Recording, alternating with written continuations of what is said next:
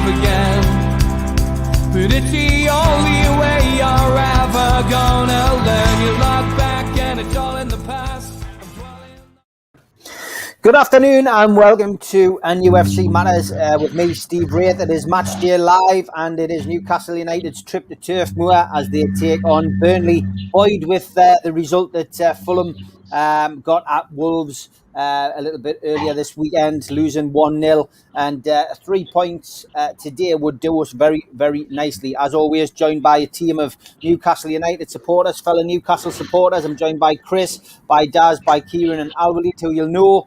And a couple of others will be joining us in due course. But big welcome to Dan from @GloucesterMags on Twitter. First of all, Dan, how are you? Good, mate. Thank you. Yeah, good. Thanks for coming on, mate. Obviously, Gloucester Mags, so it tells us all we need to know. First game. What was the first game? What made you become a Newcastle fan? Well, I like first. I've become a Newcastle fan because I like the kit. Sounds a bit stupid, but I just had a sticker book, and I remember looking through at the teams. I just loved the Newcastle kit. So, and ever since that day, I supported them. First game was Middlesbrough at St James's Park, 1-1. I think it was a Shearer penalty to equalise. I can't remember what year it was, but it must have been around 10. So about 22 years ago. So. Wow. Yeah, I've been to plenty more since. Absolutely love it. Good stuff, mate. Good stuff. And Charlie, afternoon, mate. How are you? Afternoon, Steve. First of all, hello, everybody. Charles having us on the show. I'm full of beans today. I've ironed my shirt. Today. But no, my first Newcastle game, I was about 7 or 8. It was a League Cup game, Chelsea. We got beat 1-0. Drogba scored a free kick, but I think there was about 20 of them because it was my pal's birthday party, but I'll always remember it. Even though we got beat, maybe it was a sign of things to come, the fact that we got beat, but I'm still here. Good stuff, mate. And there's no denying the accent, mate. Whereabouts are you from? Where are you today? West End of Newcastle, mate. I'm originally from West End, but I live in Westerhope now. Proper West Ender then. There we go. West End boy, yeah, West End boy. Great to have you on, lads, and enjoy it today. As you know, you just need to, you need to watch the game. Make sure you have the sound turned down on your TV, and we'll be providing the commentary throughout. And as always, we start with a lineup, and there we go. Martin Dubravka in goal, Jacob Murphy, Federico Fernandez, Kieran Clark, and Paul Dummett. Matt Ritchie, John Joe Shelby captaining the side, Sean Longstaff, Miguel Almiron, Joe Linton and Dwight Gale. And on the bench, Darlow, Carroll, St Maximin, Wilson, which will have a lot of people smiling up and down the country, Lewis, Hendrick, Kraft, Manquillo and Willock. So, first thoughts on that, Chris, on that lineup? I'm happy to see Matt Ritchie getting stuck in the first 11. I think he should, as long as he's healthy, should be a definite starter all the way through the run-in. As far as the midfield, okay, so he's seems to have some newfound confidence or sort of peer pressure to start Sean Longstaff. It's interesting. Hopefully he produces well and justifies his newfound faith from the Gaffer. I'm not happy with Shelby. I mean, I know he sort of sometimes kind of does things behind the scenes, but I wouldn't be starting him, even though he's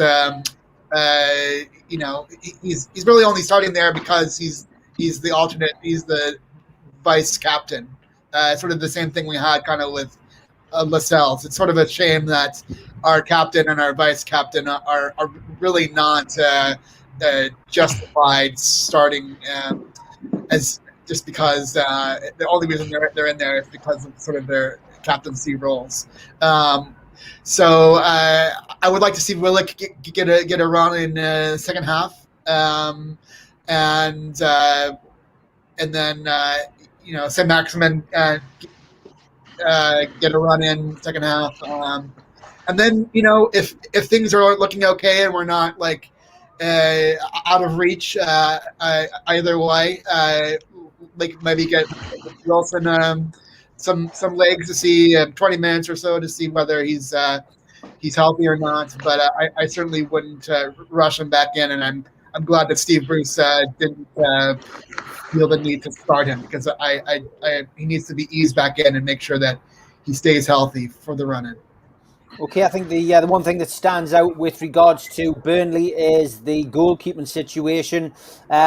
Pretty young and inexperienced. Peacock Farrell finds himself between the sticks for Burnley. That sometimes works in teams' favour, sometimes works against. I remember a young Tim Krull having an absolute blinder on his debut abroad, and Dubravka played well in his debut as well. So you never know. Inexperience can count for a lot of things. Sometimes it can work in the team's favour. He could have an absolute blinder, but looking at the rest of the team, any names in there that worry you, Chris? No, I mean this is a game that we should get points from. We pretty much have to get points from, because we want to capitalize on Fulham going down Friday. Yeah, I mean we've I'm not really bothered by any of that lineup. Depending on our shape and format and the way that we play, we should get a result here. Okay, good stuff. Daz, fresh from your loaded activities with your loaded mag and your loaded HQ. How's it going, mate? Being in the hot seat like me?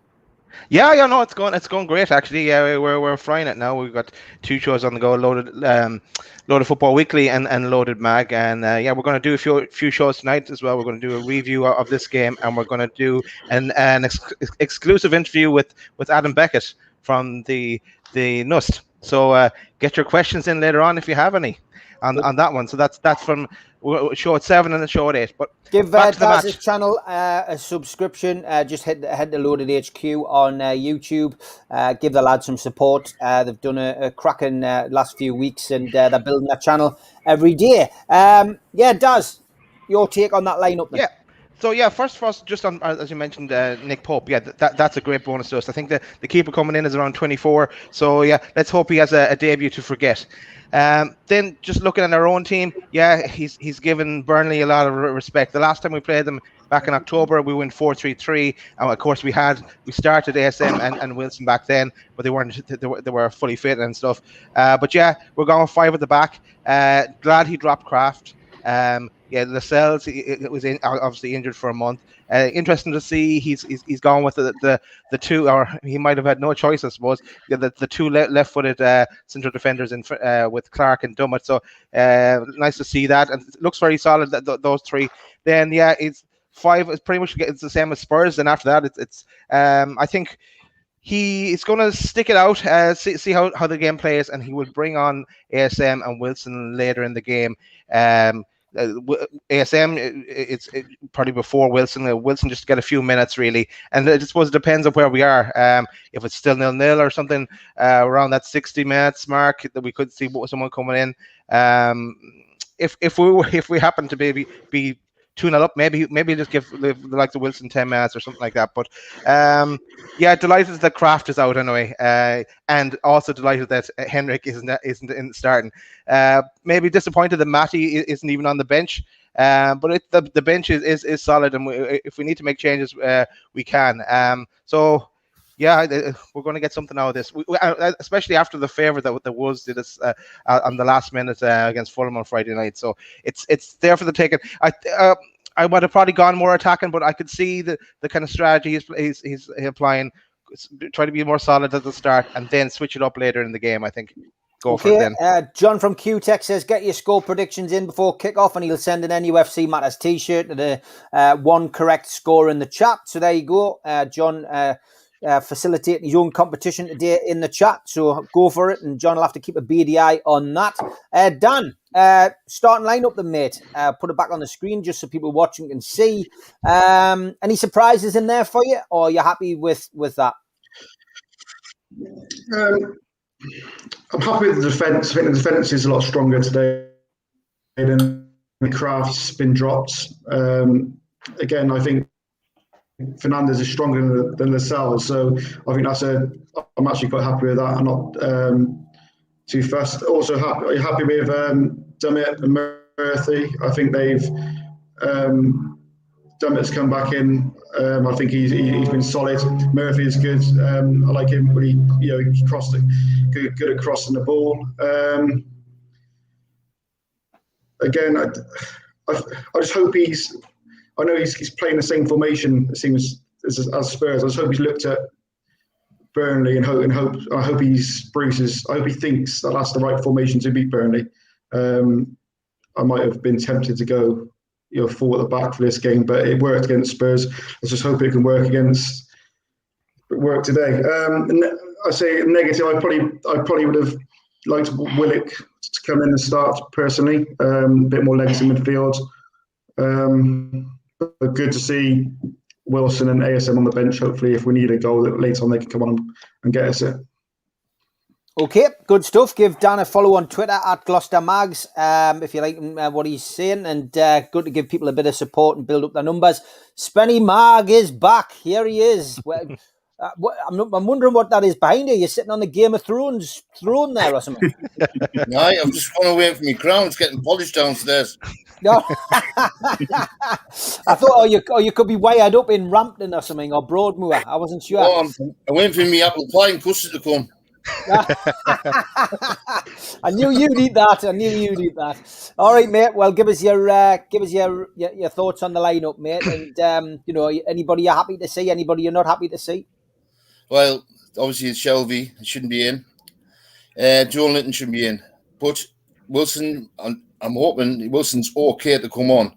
That's the only worry I'm worried about at the moment. Quilly should be playing for me. Murphy's kept his place. I'm pleased about, and Richie. I'm pleased them two have kept the places. Pleased Kraft's not playing. And Willock, I wanted Willock to play, but it's obviously animosity in the dressing room again. That's why he isn't being picked on the team sheet. Animosity in the dressing room. Interesting. Joe Linton, I'll pick you up on that. I'm not Joe Linton's biggest fan. Did he not do enough last week to keep his place? He put himself about. He put a good shift in. He scored a goal. For me, if he continues in the same vein today, then, fair play to him. And Sky at the minute are just showing, his best bits from last week. And there were a few, Spenny. Fair enough, yes, he had a good game yesterday, but 50% of Joe Linton's goals has gone against Tottenham, so it might be his good team. But like you said, he missed a few, he missed more than he scored. So if it was Wilson on the pitch or someone else there, might have gotten a goal. Because he can't finish. But at the end of the day, let the lad off. What I've heard on the training ground, he's been stopping back with the goalkeeper and doing extra training. So fair play to the lad, see what he does today. Yeah, take your hat off to him for that at least, and it'll be interesting to see what happens. I don't think they want to rush Wilson back. I think that is the big worry for me. Yeah. I think today is softly, bring him back in, give him 10, 15, 20 minutes at the most, maybe just get him back into the routine of going to the game and being involved. If he scores, it's a bonus. But they need to be looking at those remaining games, and I think that the damning statistics, Benny, is that we haven't won a game, in the last 7 without him. Yeah. So he's very, very important, and I know you don't want to have one eye on those last 2 games of the season, but if you want your best player to be playing your top goal scorer, you need him against Sheffield United and you need him against Fulham, just in case. Need him against Burnley as well, though, Steve. You know what I mean? A win today could give us 6 points cushion. Yeah. Then I'll be happy if we get a point the next 3 games out of Arsenal and them. You know what I mean? Yeah. It's worth giving a go. And then you've got Sheffield United, your big game. We might be safe after Sheffield United. You'd be that far ahead. Yeah. I think a lot of people, and I can see the debate already starting in the chat, people saying he should have started Wilson, Dino. A lot of people feeling the same way. And I mean, look, I usually, spout that kind of adage, don't I? I usually say, if you're good enough to be on the bench, you're good enough to start. But, we've just got to really screw a loaf on with this. We don't know what's going on with, his injury, how bad it was. What's the law of averages say with regards to, getting injured again. And yeah, look, he's on the bench. He can play a part when needed. Let's see what happens. Kieran, good afternoon. Afternoon, Steve. Good to see you, mate. Okay, starting lineup. Happy? To be honest, I did think he would go for it at the back again because you keep a winning team. I'm not happy with Shelby still being in the team. I think he's the weakness in midfield, and I'm pretty sure Burnley will probably be looking at that, the targeting him, because you know what he's like. He's just ponderous, isn't he? And he's at most of our goals. He's been at fault for them recently. But I mean, I've just listened to the manager there, and he's still saying there's 17 in the relegation battle. What's that about? Is that what he's just said? Is it? Well, yeah, obviously, 6 or 17 in the relegation thing. I don't agree with that. I'd still only think it's between us and Fulham, to be honest. He's including those that are looking like they're going down already, like West Brom and Sheffield United, and up to Southampton, I'd say there, Kieran. I think Southampton is safe. Brighton, I think Brighton will be in the mix, my mate. Possibly, yeah. But I just think with Brighton, they've got a big result in them, haven't they? You can't see us going to Liverpool and winning. I don't see that happening. But yeah, if we can just win today, that'd be massive, wouldn't it? Definitely. Yeah, no, it would be, mate. Paul Gibson says Conor Benn looked impressive last night, taking out Vargas in round 1. I didn't see that coming. No, neither did he, mate. It was over before we knew it. It was an interesting display of strength from Conor Benn, and we'll see what happens. He was calling everybody out last night after that, so we will see what happens. Al Walid, hiya, mate. Hi, how are you guys? Actually, the game is the game. I think it's up to. The game is up to Burnley coach, I believe, because it's obvious that Steve Bruce gave the 65 minutes before the changes. He just want to be careful with the game, hope it will be at least a draw. So Burnley a chance if he tried to control the game in first hour and have a score. If Burnley play defensively and careful, I think this is good for us. But if he take the chance and try to attack from the beginning, obviously Steve Bruce doesn't like to start stronger at the beginning. He just want, as I said, to wait for last 20 minutes to do some changes. I noticed a tweet from Saint Maximin after the game against Tottenham. He put some chess. I think he describing the goal. He started and he was participating in the goal. So this is a proof that there is tactics in Steve Bruce's mind. Now we have, and everybody see, we have a tough 5 games coming: West Ham, Liverpool, Arsenal, Leicester, and Manchester City. So this game is most important game. We need to win this 3 point. If we win this 3 point, it means that it's like we have a draw against big teams in the coming few weeks. Fulham now psychologically they are after they beat in last second from Wolverhampton. I believe if we win today, that will finish them. But if we unfortunately if we lose some points, this will become a CBR for Fulham. They will be they can back to the train if we lose some point tonight. I wish, last thing to say, I wish if we need to be 7 point different before the last 2 games against Sheffield and Fulham. I don't want to especially those 2 games to become fatal in our life. Jason Carter says Al Walid sounds like he's been bruised. How is that? How is that, Jason? You need to explain yourself. You can't just put something as defamatory as that up. You're entering into the Twitter kind of shenanigans there, mate. You need to explain yourself. All right, here we go, Charlie. Over to you, mate. I'll just put the team back up for you again and for the viewers. Give us your take on that team today. Well, everybody seems to be talking about the fact that Nick Pope's out the lineup. It's all well and good Burnley having their goalkeeper out the team, but we haven't got a striker at the other end to actually test Peacock Fowler. I think Bruce had 2 big dilemmas during the week. I think whether he was going to stick with the back 5 or whether he was going to go back to the 4. Personally, with me, if Will's his other dilemma was what you were going to do with Joe Linton, because I've been critical of Joe Linton but he did have a good game last weekend. But then with St. Maximin and Wilson coming back from injury, it's like, do you drop Joe Linton, knock his confidence more to throw Wilson and St. Maximin? If it was me personally, I was the manager, I think we're in no position to be sentimental at this stage in the season. If Wilson's even half fit, I think we've got to put him in the team. I think the chances were, I think we had 17 chances in the box or something, was it last weekend? Wilson buries them. Wilson buries at least 2 of them. So I think if we end up not losing this game and we've missed a few chances, either Gale's missed a chance or Joe Linton's missed a chance, I think we could end up regretting not starting Wilson today.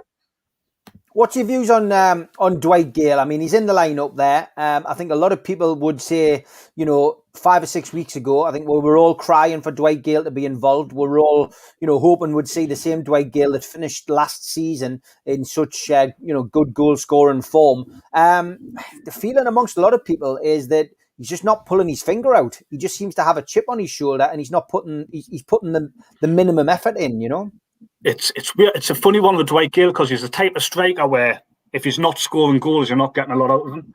Someone like an Andy Carroll or even Wilson puts himself about. And but when it comes to linking up play or anything, Dwight Gale, it's all about putting the ball in the back of the net with him. I mean, we've seen it at Championship level, but there's been times when he's been given the main role in the Premier League and he just hasn't delivered. I think back to that FA Cup game last season against Man City. I mean, when he missed that open goal, honestly, that was probably the moment for him. He did have a good back end of the season. I think he scored 4 in 8, but then that miss against Man City, the double save last weekend from Lloris, it's not good enough. We need, if we do go down to the Championship, touch wood, we don't, then yes, he deserves his new contract. He's a good championship striker, but for Premier League level, there's still questions to be answered, I think. Okay. Jason Carter has explained, Al-Walid, that when you start speaking now, you give out a big sigh of doom. He says, so he's definitely one of us now. You've got that kind of, that feeling of apathy whenever you start to speak, mate. Okay, thank you. We've had it for the last 14 years. Welcome to the club, Al-Walid. Very welcome to the club. You're a proper Newcastle fan now, mate. A proper Newcastle fan. Okay, we're about 7 minutes away from kickoff. Teams getting ready to come out. Let's have the predictions from the panel. Chris, what's your prediction for today's game?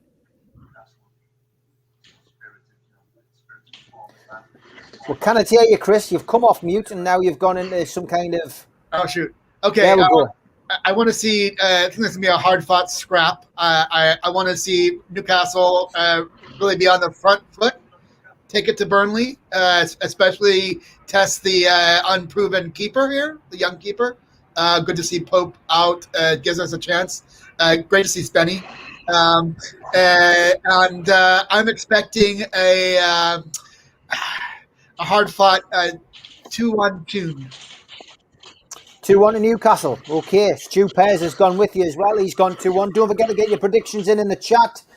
John's giving away a free T-shirt today to the winner who gets the correct score in the chat. Daz? Yeah, I think I've been revitalised after the draw against Spurs and the Wolves winning the other night. So I'm going to be positive again and go 2-0 Newcastle. 2-0 to Newcastle. Oh, I'm liking this today. Okay. Over to Dan for his first prediction on the NUFC Matters live stream. Go for it, mate.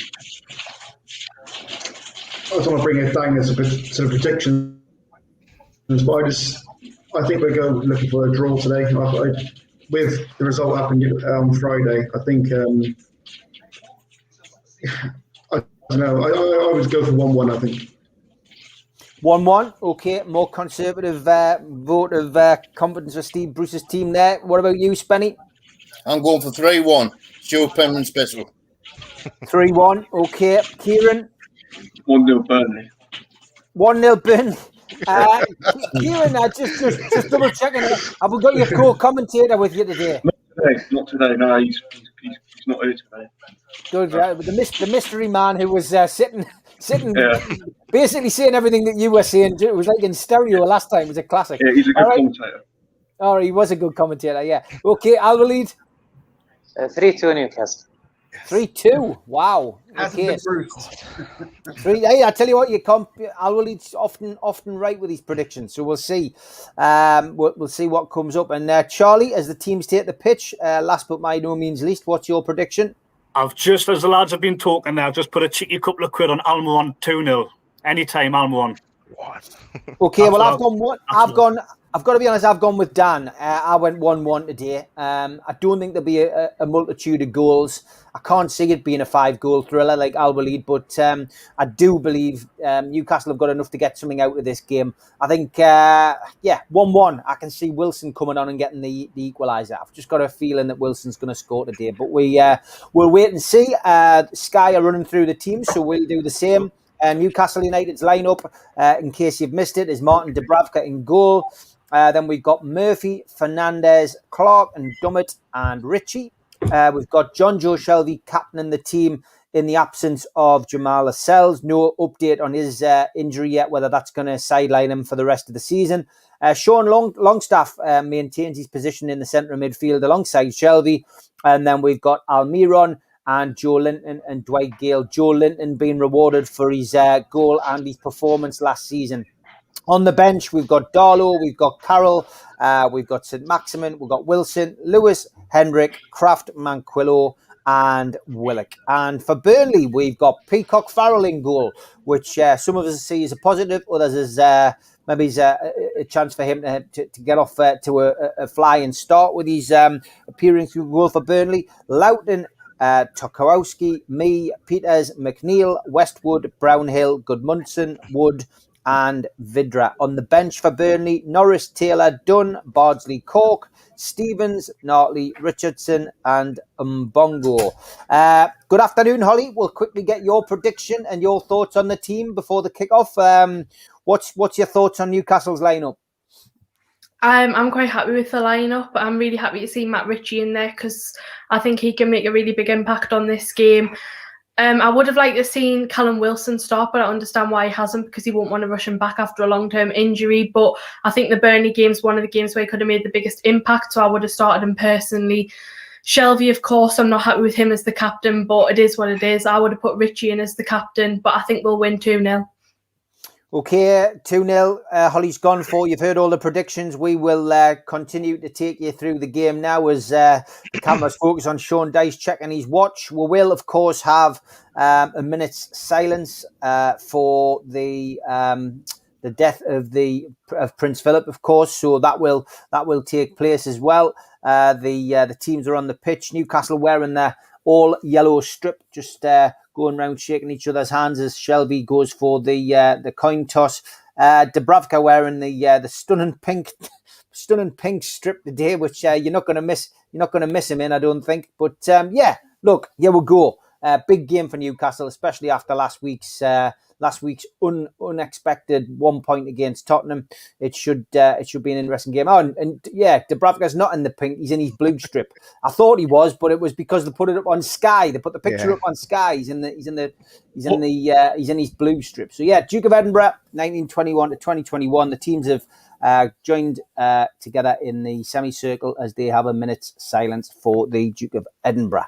And lots of predictions coming in the chat as John from QTech is giving away a free T-shirt. Pete Davidson's gone for 3-1, as has Dr. Rockner gone for 3-1 as well. Jonathan Young says it's the correct formation. I would have liked to have seen Willock start, though. Interesting. Spenny, you mentioned about politics. What's your understanding about that then? What did you mean about Willock not getting a game and politics playing its part? Do you think there's something going on there? Well, what I've heard in the grapevine, there's been an argument in the dressing room with Shelvey and Willock, and Willock called him he was crap and all that sort of thing. And Shelvey went run back to Bruce about it. And now he's on the bench, the second game running, because of it. Interesting. Interesting. He is crap, though, isn't he? Sure. Yeah, he is. Yeah, Trolls is asking where Pete is. Pete's got a semi. I think it's a cup game today. He's involved in his with his football team. Obviously, managed to play amateur football again now. So he's involved with the team on a Sunday. So he's got a game. He's hoping to jump on at half time. Razmataz says it's in the best interest of both teams to chum out for a 0-0 draw. Michael Stevenson says, I've got a good feeling about the match today. I feel at ease and relaxed. Jeff says, morning all, I'm sure he must listen to this channel. Apart from Shelby, it's a pretty good pick, 2-0. Yeah, it's interesting that some of the things we've said on our podcast tend to get picked up, but it's, I'm sure that's just a coincidence. Mark Cooper says, a win if Wilson and St. Maximin we is playing. I can only see a defeat with his team. Mark's not very confident. Paul Gibson says, Fernandez needs to boot Chris Wood, the danger man, in the back of the ankles. I'm not really sure that's going to be an instruction, but I can see where you're coming from. Andrew says, Longstaff, Fernandez, and Almiron to score. My prediction is 3-1. Mike Gent's going for a 2-0 Toon win. And 3-0 to us, says Robert Baker. A lot of positivity. Ron Bennett says 2-1. Joe Linton, first scorer, 66-1. Trey and Sons going for a 2-0. Razmaz is asking any news on the takeover. No, it's still at arbitration. And Joe Linton doesn't look interested already on Sky, says Graham Coleman. He did do okay last week. And Leo must be a Burnley fan. Says Burnley 2-1, are you? Maybe he is, maybe he isn't. Okay. The players take the knee and we're ready to kick off. And come to you first then, Chris. You've heard what everyone's had to say.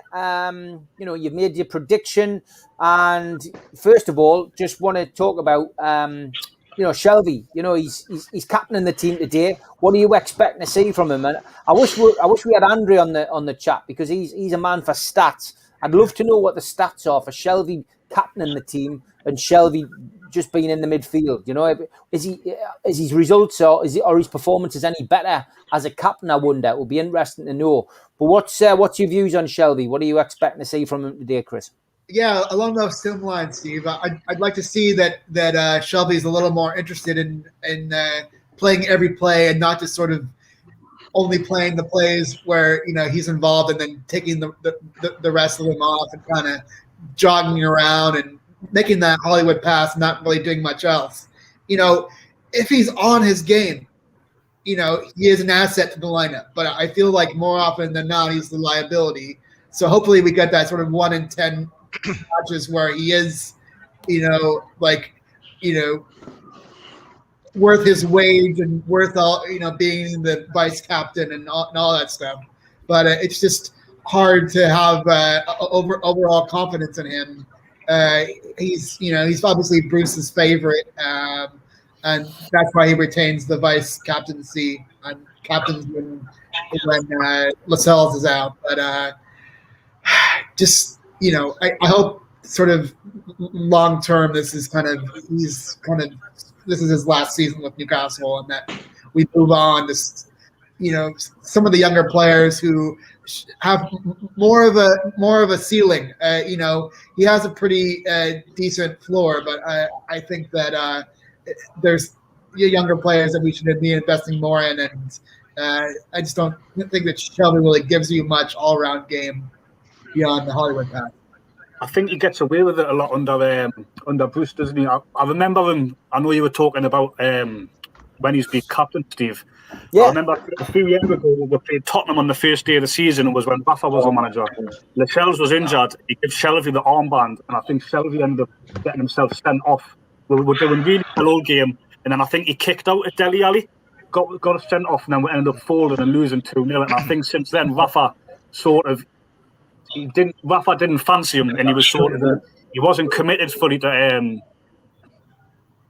when we were playing and stuff. But then under Bruce, he's almost had like a new lease of life in a way. The fact that he's sort of been able to get away with things a bit more, whereas under Rafa would have got him told straight away if he wasn't pulling his weight. Yeah, I think you're right. I mean, look, there's no doubt Rafa didn't fancy him. I was involved with Rafa, as most people know, and he didn't want him anywhere near the team. In fact, he was looking to ship him out if he'd stayed at the club. That's in that summer. Bruce came in, gave him a chance, and I've always said the same. He's obviously someone who causes, a divisive atmosphere in the dressing room. That was the reason that Rafa wasn't too keen on him, and he likes everybody to be as one. And Shelby's clearly not that kind of person, and that kind of character creates divides, within a dressing room. So yeah, it'll be interesting. Shelby, then, Daz, your take on Shelby? I mean, do we tend to see better from him as a captain? Do you think, Daz? Yeah, you're asking me about Shelby, yeah. I always had this kind of love-hate relationship with Shelby. What was that? More hate than love, really, Steve. I suppose even going back, like he was brilliant in the championship first. He was playing that quarterback role, popping the balls around. I thought he should have gone to the last tournament with England. I thought he was playing really well. He deserved a place in the squad. This season for Newcastle, it's definitely been more hate. I see. He's kind of played a more deeper role in the last number of games. Even before Hayden got injured, he's kind of more sitting in front of the back four and picking the balls again. He does. I would say when he plays against the captain's armband, he does play slightly better, but not much. But no, I definitely get rid of him in the summer. But yeah, we need to get rid of him next year. We stuck with him this year. Bruce, he is a Bruce favorite, obviously, but it's definitely it's definitely a lot more hate for Shelby for me anyway. Yeah, encouraging start for Newcastle. 5 minutes in the game, ball getting crossed in, but Burnley clearing. Shelby's got on the edge of the box. He's rubbish. Shelby loses the ball and Burnley clear the lines. Dan, Shelby, are you a fan? Not really, no. I think all I hear is pundits all the time saying about Shelby's passing ability. I don't think we've seen it for seasons, really. He might do the odd Hollywood ball now and again. That comes off, but he's not good enough for me. I think I'd rather have a bit more power in that midfield. He's too slow. Not for me. Yeah, okay. I mean, he's captaining the team today, so hopefully we'll see a little bit more effort from him. Charlie, you were chipping in there just about Shelby, but he's he's an enigma, isn't he? One minute he's as Dan says, he plays these World Cup balls. One World Cup ball doesn't make you the greatest player, and he doesn't tend to play well with Longstaff either. You know what I mean? He doesn't seem to like playing with Sean Longstaff. There's no doubt. There's obviously a decent player in there. I mean, he's played for England. I mean, he was on Liverpool, so he's obviously got the talent. We've seen it in glimpses and that, but it's just how his legs went. I mean, he's only 28, 29, and he can't run a yard. I mean, he did an interview not long ago saying that if you're not grafting for the team, Bruce won't pick you. But Shelby's always the one. I mean, look at him now, just moping about. But who would you put in instead of him, though? I mean, we couldn't go in the market in the summer for another central midfielder, but at the minute we're not really blessed in that department. I know I rate Hayden. I really like Isaac Hayden, but alongside him, I'm interested to know who people would have alongside Hayden in midfield. Yeah, okay, it's interesting. Holly, what would you do? And what's your thoughts on Shelby? I mean, would you have him in your team? Would you, or would you not? I mean, are you pleased he's captain today? Just your overall views on Shelby. No, I certainly wouldn't have him as the captain. I never understood why we made him the vice captain, to be honest, because I never think that he puts in 100% effort, and he's just so inconsistent. He has games here and there where you think, wow, what a player, and then the next game he's the worst player on the pitch. You just can't predict what he's going to do. I have been a big Shelby fan in the past, but now I just think he's past his best, and his attitude's certainly not right. I don't think he's a player that's helpful in a relegation battle either, because I don't think he's 100% committed to helping the team out. And of course, we've seen his interviews and stuff where he has annoyed a lot of the fans, and that's just never helpful at all. He has got talent within him. On his day, he is the best passer of the ball in our squad, I think. But it's just it's very rare that he does that these days, and most of the time he's never running. He's just walking around, and he never hardly goes in for a 50-50 challenge, which is just not on. So no, I wouldn't have had him as captain, and I wouldn't have even had him in the team, to be honest. I think I'd rather have Matty or anyone really, one of the youngsters in, because I just don't think Shelby adds anything to this team anymore, and I think we need to move on.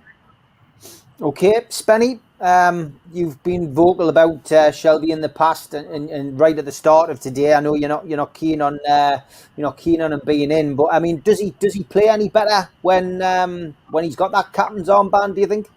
No, I think he plays worse. I think he's just lazy to end off. Like Evans at Liverpool, he predicted that he'd be a brilliant player for Liverpool, and he disappointed Evans, so Evans got rid of him straight away to Swansea because he's not a week out, week in player. Fair enough, Chris Waddle was the same, but he was a winger. He was always on the ball all the time. He made them decisive passes. But Shelby, for me, a centre midfielder should be the general of the team. He should be the one who's telling all them players what to do. And you never see him open his mouth. Yep, okay. As for the captain, Steve, I would give the captain either the Richie or Jabaka. For me, they should be the captains. Yeah, I mean, look, Richie's a captain without the captain's armband, isn't he? Yep. Whenever you watch him home or away, he's somebody who, is constantly shouting, cajoling, encouraging, does it in the right way. But he's definitely captain material. But unfortunately for him, he's not like Steve Bruce's favourite player. It almost feels as if he's been forced into the position where he's had to play him. I don't think it's something that sits easy with Bruce, but. We'll talk about that in a moment. Kieran, come to you again, mate. Your views on Shelby? I wouldn't have him anywhere in the team now. I think he's... How old is he now? Is he 29? I think he's about 29, mate. Aye. Yeah, I think we've got better players. I mean, we should be moving on with these players now, shouldn't we? We've got the little Longstaff, Matty Longstaff. You've obviously got Hayden and Sean. I think they do a better job. Oh, whoa, look at Sean. You weren't going for a shot there, surely, was he? No, he was crossing it, I think. Newcastle going close there, but the ball's out and it's in the hands of the keeper. Just to keep you a little bit updated, but yeah, it was a cross. It was a cross in. I didn't see the keeper off his line. It was Sean Longstaff. Sorry, hit it and fell as he hit the ball with his right foot. I don't know, man. He looked up. You never know. Yeah. You never know. Could have been deliberate. It would have been goal of the season for that one, then. It would have been. Yeah, it would have been. Al Walid, John Joe Shelby. For me, it's very difficult to give opinion of the player now because most of the players are playing bad with Steve Bruce. So he's lucky. He doesn't look the worst in the bench. But for me, in his position, I can see him. He's the most maybe one follow the instructions. If you notice him without ball, he support Steve Bruce plan. For me, I can see Matty is better, but maybe Shelby he's more experienced. That's why we see him quite often. Yeah, Paul Gibson says, has anyone ever seen Shelby sprint? Classic. There's a graphic just coming up on Sky there. It is interesting. Games without Callum Wilson, 9 games without, 1 none, drawn 4, lost 5, goals scored 5. Tells its story, doesn't it, Chris? Yeah. Didn't Shelby say something about if you run in practice, then you get in the starting lineup? I think he said something about that. It's good to see Callum Wilson back. I don't agree with all of the people in the chat saying that if he's healthy he should start. I think that's for some injuries and some players, but with as Pete and other people have said, if you've got a hamstring injury, that's not something you want to mess with, and I wouldn't put him straight back in for 60 minutes, 80 minutes, 75 minutes, or in Bruce's case, 66 minutes start. I think you give him 20 minutes, 10 minutes at the end of this match to just get his legs back and see how it goes. But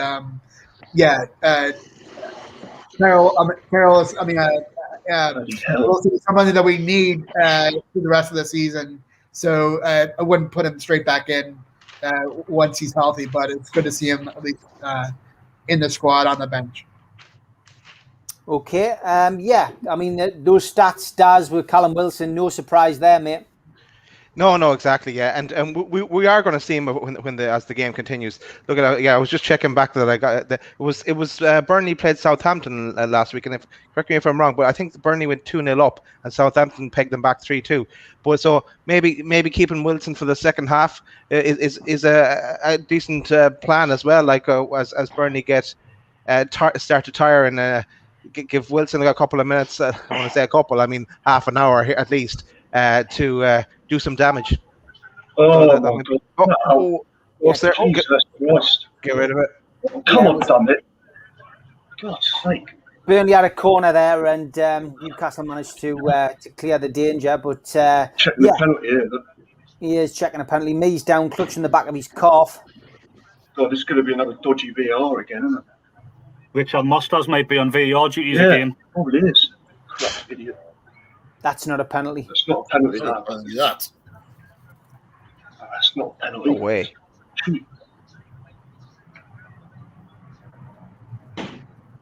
We'll just double check and wait and see what happens here. They're watching it back.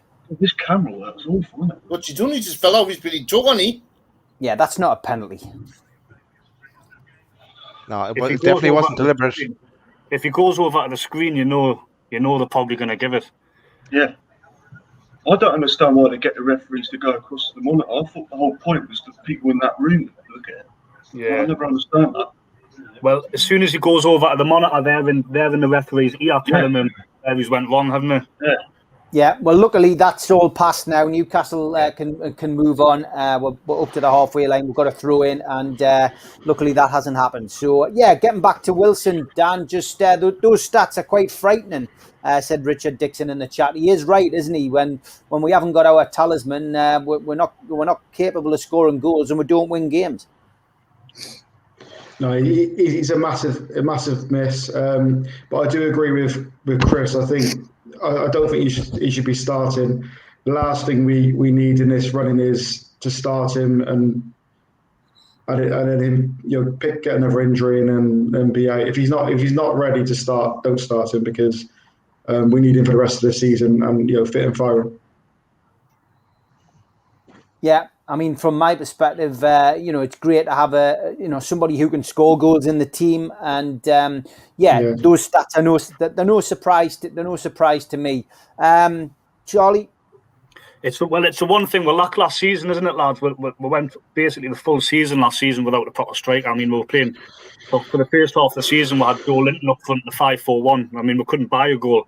We sort of scraped through last season, then I got the window. We went and bought a proven Premier League striker, and if you look at it, without Wilson's goals, we'd be in the bottom three.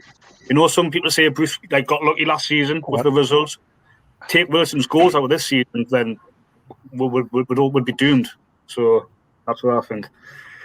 Yeah, no, I would agree with you. I think everybody would. Holly, Callum Wilson, those stats that flashed up, no surprise really. No, not at all. I think I've said it every week now. It's just we have relied so heavily on Callum Wilson this season because, like it's been said before, we would have been in the bottom three if it wasn't for his goals. And I can understand where the lads are coming from, saying that they wouldn't start him for this game because they don't want to risk his fitness. But I just would have, because the Burnley game's a game where we have the most chance of winning. And he could have made the biggest impact because we've got Liverpool, Leicester, Arsenal and Man City coming up, which are a lot harder to win against, obviously, than the likes of Burnley and West Ham that we have coming up. So I would much rather have had him playing then. But, of course, we need to protect his fitness because we don't want to risk him getting another long-term injury, and hopefully we can see him against West Ham. Yeah, okay. 17 and a half minutes gone. Burnley 0, Newcastle 0. Been chances at both ends. Spenny, Callum Wilson, lots of comments coming in the chat as well about it. But yeah, look, from our perspective, we know he's a key player. It's good. 1-0 to Burnley. This has been coming, though, isn't it? Vidra. It's been coming, this. Vidra was it was pulled back to Vidra and he just slotted it past the Bravka. That was disappointing to say the least. we're just watching back for the replay here, and as the camera focuses on Sean Dyche looking happy with his work. But yeah, that was too easy. It was too easy. The ball came from the halfway line. It was a long ball over the top. It was a header back out. Everything's going to them, though, isn't it? Every clearance is falling to their player. Our midfield is just non-existent. Yeah, there was two men tracking the guy with the ball. He could have backed to Vidra. It was poor defending. We haven't came out with the same. We haven't came out with the same mindset as we did against Spurs last week, have we? No, it was Fernandez and Clark seemed to be tracking the guy who crossed the ball in, and then there was Vidra was just free on his own. Nobody was three centre halves. We've got 3 centre halves, and we've still managed to have a man free on the edge of the 6-yard box. Yeah, Wood crossed the ball in. Longstaff and Richie was heading back towards Dubravka. Wood was tracking the man. Didn't get involved. Longstaff and just an easy cut back to Vidra to make it 1-0.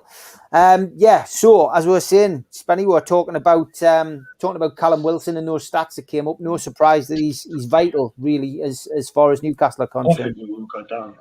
Definitely. But like I said, the team are not playing attacking football. If he's playing on that pitch, you need to be getting the ball up front. Gill, you're all blaming Gill here for not doing anything. The ball's never been in the box towards Gill. They're not playing. They're just kicking and rushing as usual. There's no attack and play at all. Nothing like Tottenham game, this at all, like you just said. Yeah. It's all well getting Wilson on the pitch, but if you're not going to play for him, they're just going to be sitting there looking at the sky. Yeah, I've got to agree, Spenny. You're right. Kieran, disappointing. Let's start focusing on the game because we've got to go down. And disappointing that. Yeah, it is disappointing. It's just they just don't look up for it. It's just so scrappy. Yeah, I mean, this is going to be like another Brighton, isn't it? Fulham get beat, and then we go and get beat, and then Fulham get beat, and then we go and get beat. Isn't it? It's going to be like that again. We don't capitalise. Cool. Deserve to go down. Play like this. Yeah, I'm not going to get too disheartened. To be fair, look, Burnley have gone up. It's 20 minutes on the clock. Plenty of time to get back into this game. Al-Walid, disappointing goal to concede. Yeah, that was what I was afraid of. The first 60 minutes, they will just try to control the game, and unfortunately, they score a goal. We need playmaking. We need Saint-Maximin, Joe Willock. We need these players to get advantage, at least from the. What I see now, I see Almiron running alone. I see Gale just waiting for something, waiting for someone to give him quite pass, but nothing. Unfortunately, nothing of this happening. We need to start substitution early because I can't see we score easily with this formation now. And it's embarrassing goal. We receive this goal a lot. This is the most goal, the most style of goal we concede this season. Same mistake. Yeah, disappointing goal to concede. Daz, 1-0 down, and it hasn't really been a bad start. It's been a 50-50 game really so far, but that was sloppy. Yeah, it was, Steve. Yeah, Burnley have had more chances, I think, than Newcastle. Yeah, Chris Wood with a nice run in and a great pullback and no one marking.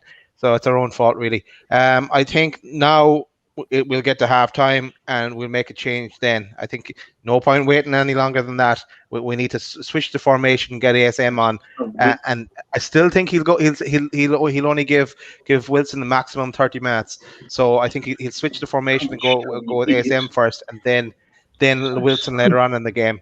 I just hope we pull at least one back, and pull one back early as early as possible to give us a chance to go for it then. Yeah, okay. Disappointing. 22 minutes gone. Burnley 1, Newcastle 0. Dan, over to you, mate. Your views on that? Yeah, I just watched it again. Then I mean, they're all the defense. They're just all watching the ball. I mean, there's no awareness of the player behind them. Is it Vidra? Yeah, it's not was not good at all. I mean, I think we've been very lackluster. We're not showing anything really on the ball. And we've had a couple of crosses, but I'd say Burnley are controlling the game, and changes do need to be made at halftime. Okay, yeah. Over to you now, Chris. I mean, what's your views on it? Yeah, it seems like we give up concede a lot of goals where the attacking player is closing down or is approaching the defender, and the defender is sort of unaware, sort of like situational awareness. There seems to be like a lack of communication among the lads to really say like man on or something to alert defenders if they can't see a player approaching them. But yeah, poor goal conceded. Not really the way that you want to start the match, going down 1-0, and hopefully the lads will find a way to scrap and claw their way back. But I'd like to also have Andre here to give us sort of the stats on this season on come from behind. How many points have we gained when we've gone 1-0 down? I don't think that they have a good record sort of coming back. We've done it once and we've got 3. He's out of his depth. Thank you, Steady. It's all right, mate. That's the only time we've gone back. Yeah, not surprised. Yeah, okay, 25 minutes gone, Burnley 1, Newcastle 0. Yeah, it's just so frustrating, isn't it, Chris? Newcastle, as I said, didn't get off to such a bad start, really. Yeah, seems like Longstaff and Shelby. Oh, there we go. Hold on. Oh! Yeah, unlucky Newcastle pressing again there for the equaliser, but came to nothing. Yeah, go on, Chris. Yeah, we've talked about, the lads have talked about how Longstaff and Shelby don't seem to be the best pairing, and they sort of have it out for each other, but or that somehow Shelby kind of crimps Longstaff style or confidence, whatever. I have seen some good things from Longstaff. Seems to be playing on the front foot, I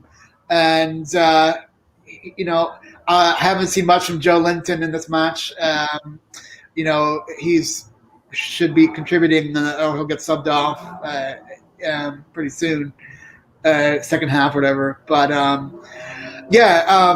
Matt Ritchie again is sort of seems to be kind of the glue person and kind of over the pitch, and hopefully he's like the real leader on the squad and really kind of the vocal leader that kind of puts the team on his back and claws them back in, because to go down, at least it's sort of early enough in the match so we have sort of time to reset. It's better to go down 1-0 early than late, but it's going to be up to Bruce and sort of making the changes if the squad is not doing it, because we've got to get a result. A draw wouldn't be the worst, but we don't want to get a loss after Fulham's gifted us a chance to gain some points on them. Yeah, Martin, good afternoon. He says, where's the same intensity from the Spurs game? This is the issue, lack of consistency. Would you agree with that, Holly? Yeah, that's a brilliant point by Martin. You can tell that Burnley just a lot more up for this game than we are, which shouldn't be the case. We should be carrying on that momentum that we had from the Spurs game, because that's what we need to stick with now if we want to stay up this season. And it hasn't been ideal conceding early on like we have, but we still are in the game. It's early days, and I think we will still win.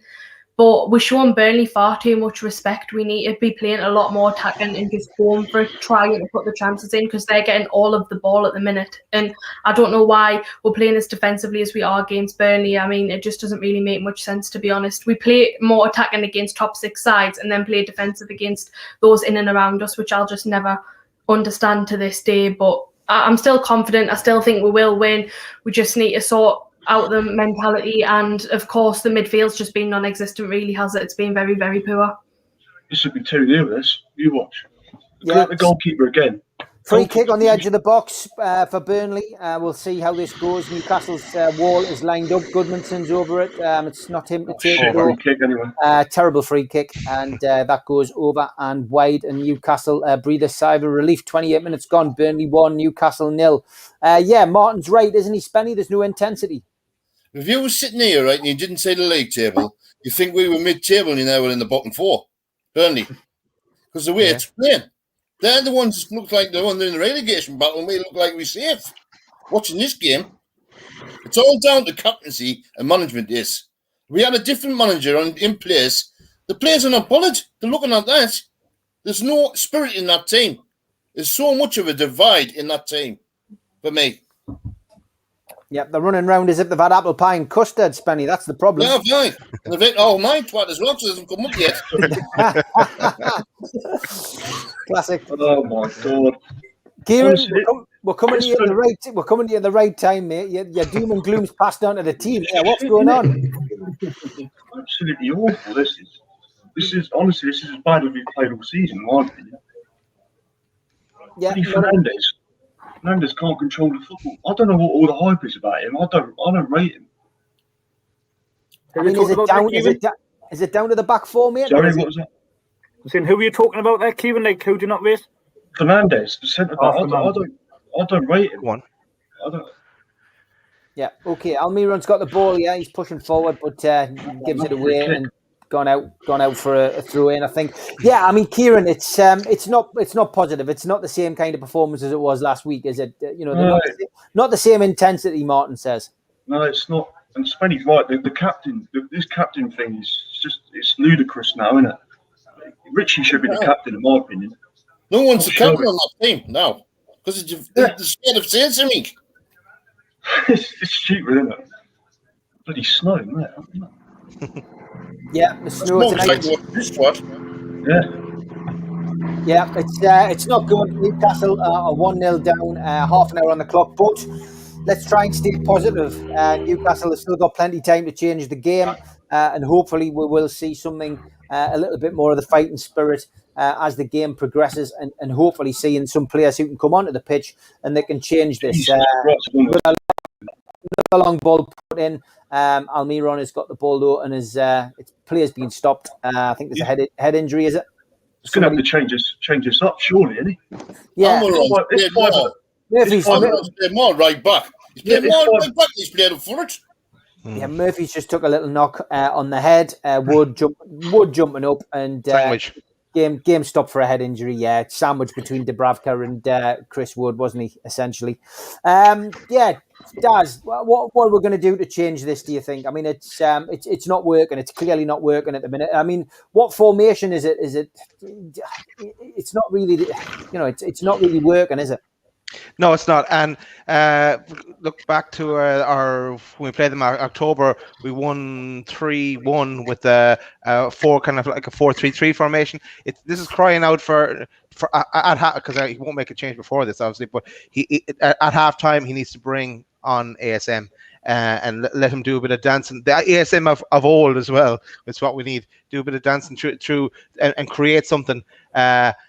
And I'd obviously love to see Wilson on as well at halftime, but he won't make two changes, and he won't give Wilson 45 minutes. But we need both of those on. Who's that? What's that noise? Where's that come from? Someone's sitting outside. That's me, sorry. Is it Chris? Right next to the airport. Oh, you're next to the airport. Right, okay. Chris waiting for his airplane. Yeah, go on, Daz. Another plane spotter, great. Cheers, Dan.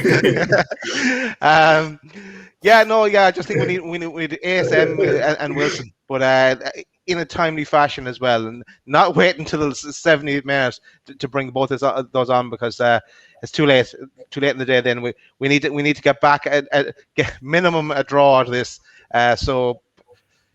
ASM first, and then Wilson for me. For what I've just said of Daz there, this team's playing for Andy Carroll being up front, because all they're doing is knocking high balls in the middle all the time. Do you think Andy Carroll's playing instead of Joe Linton? Yeah, you certainly know Andy And Carroll. That'd be another option, Spenny, towards the last 10 minutes for me. If it's still in the same way. I'll tell you what. There's no way we're going to score there. It's not. You're doom and gloom, you might do, aren't you? I'm not deluded. I'm a realist. I'm a realist. I still think we'll get relegated. Yeah, Spenny, I'd be in favour to see Spenny do the half-time team talk instead of Steve Bruce, personally. Get through them. We are in bacon and not eating it. Go on.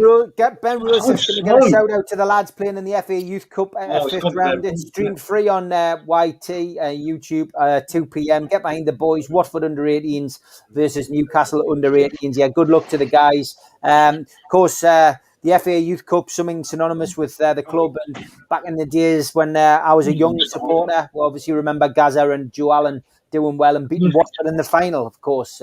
Great days, great memories. So good luck to them, boys. And chance to watch it, give it a watch. Offside. Newcastle have the ball in the back of the net, Dwight Gale.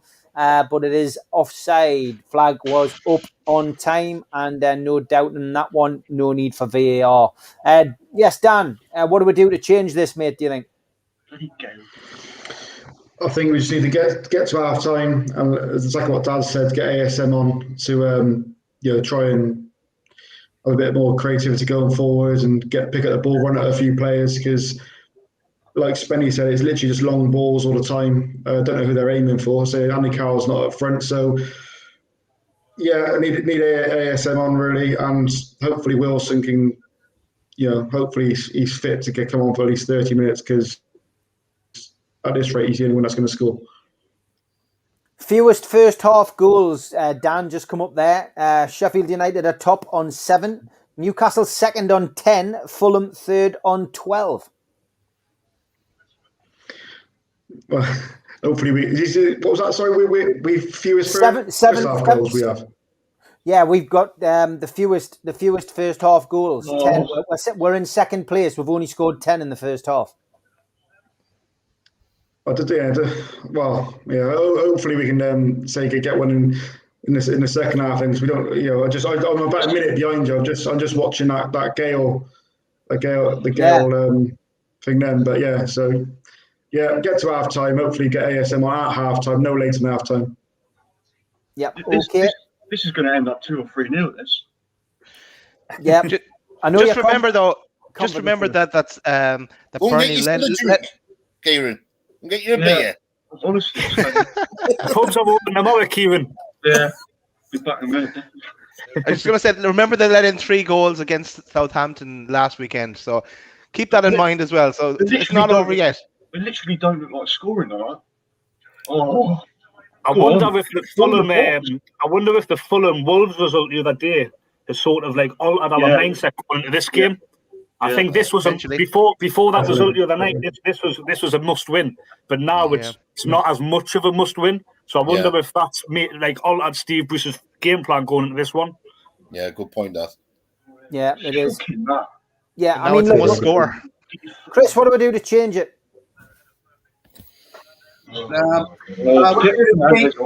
Charlie, what do we do to change it?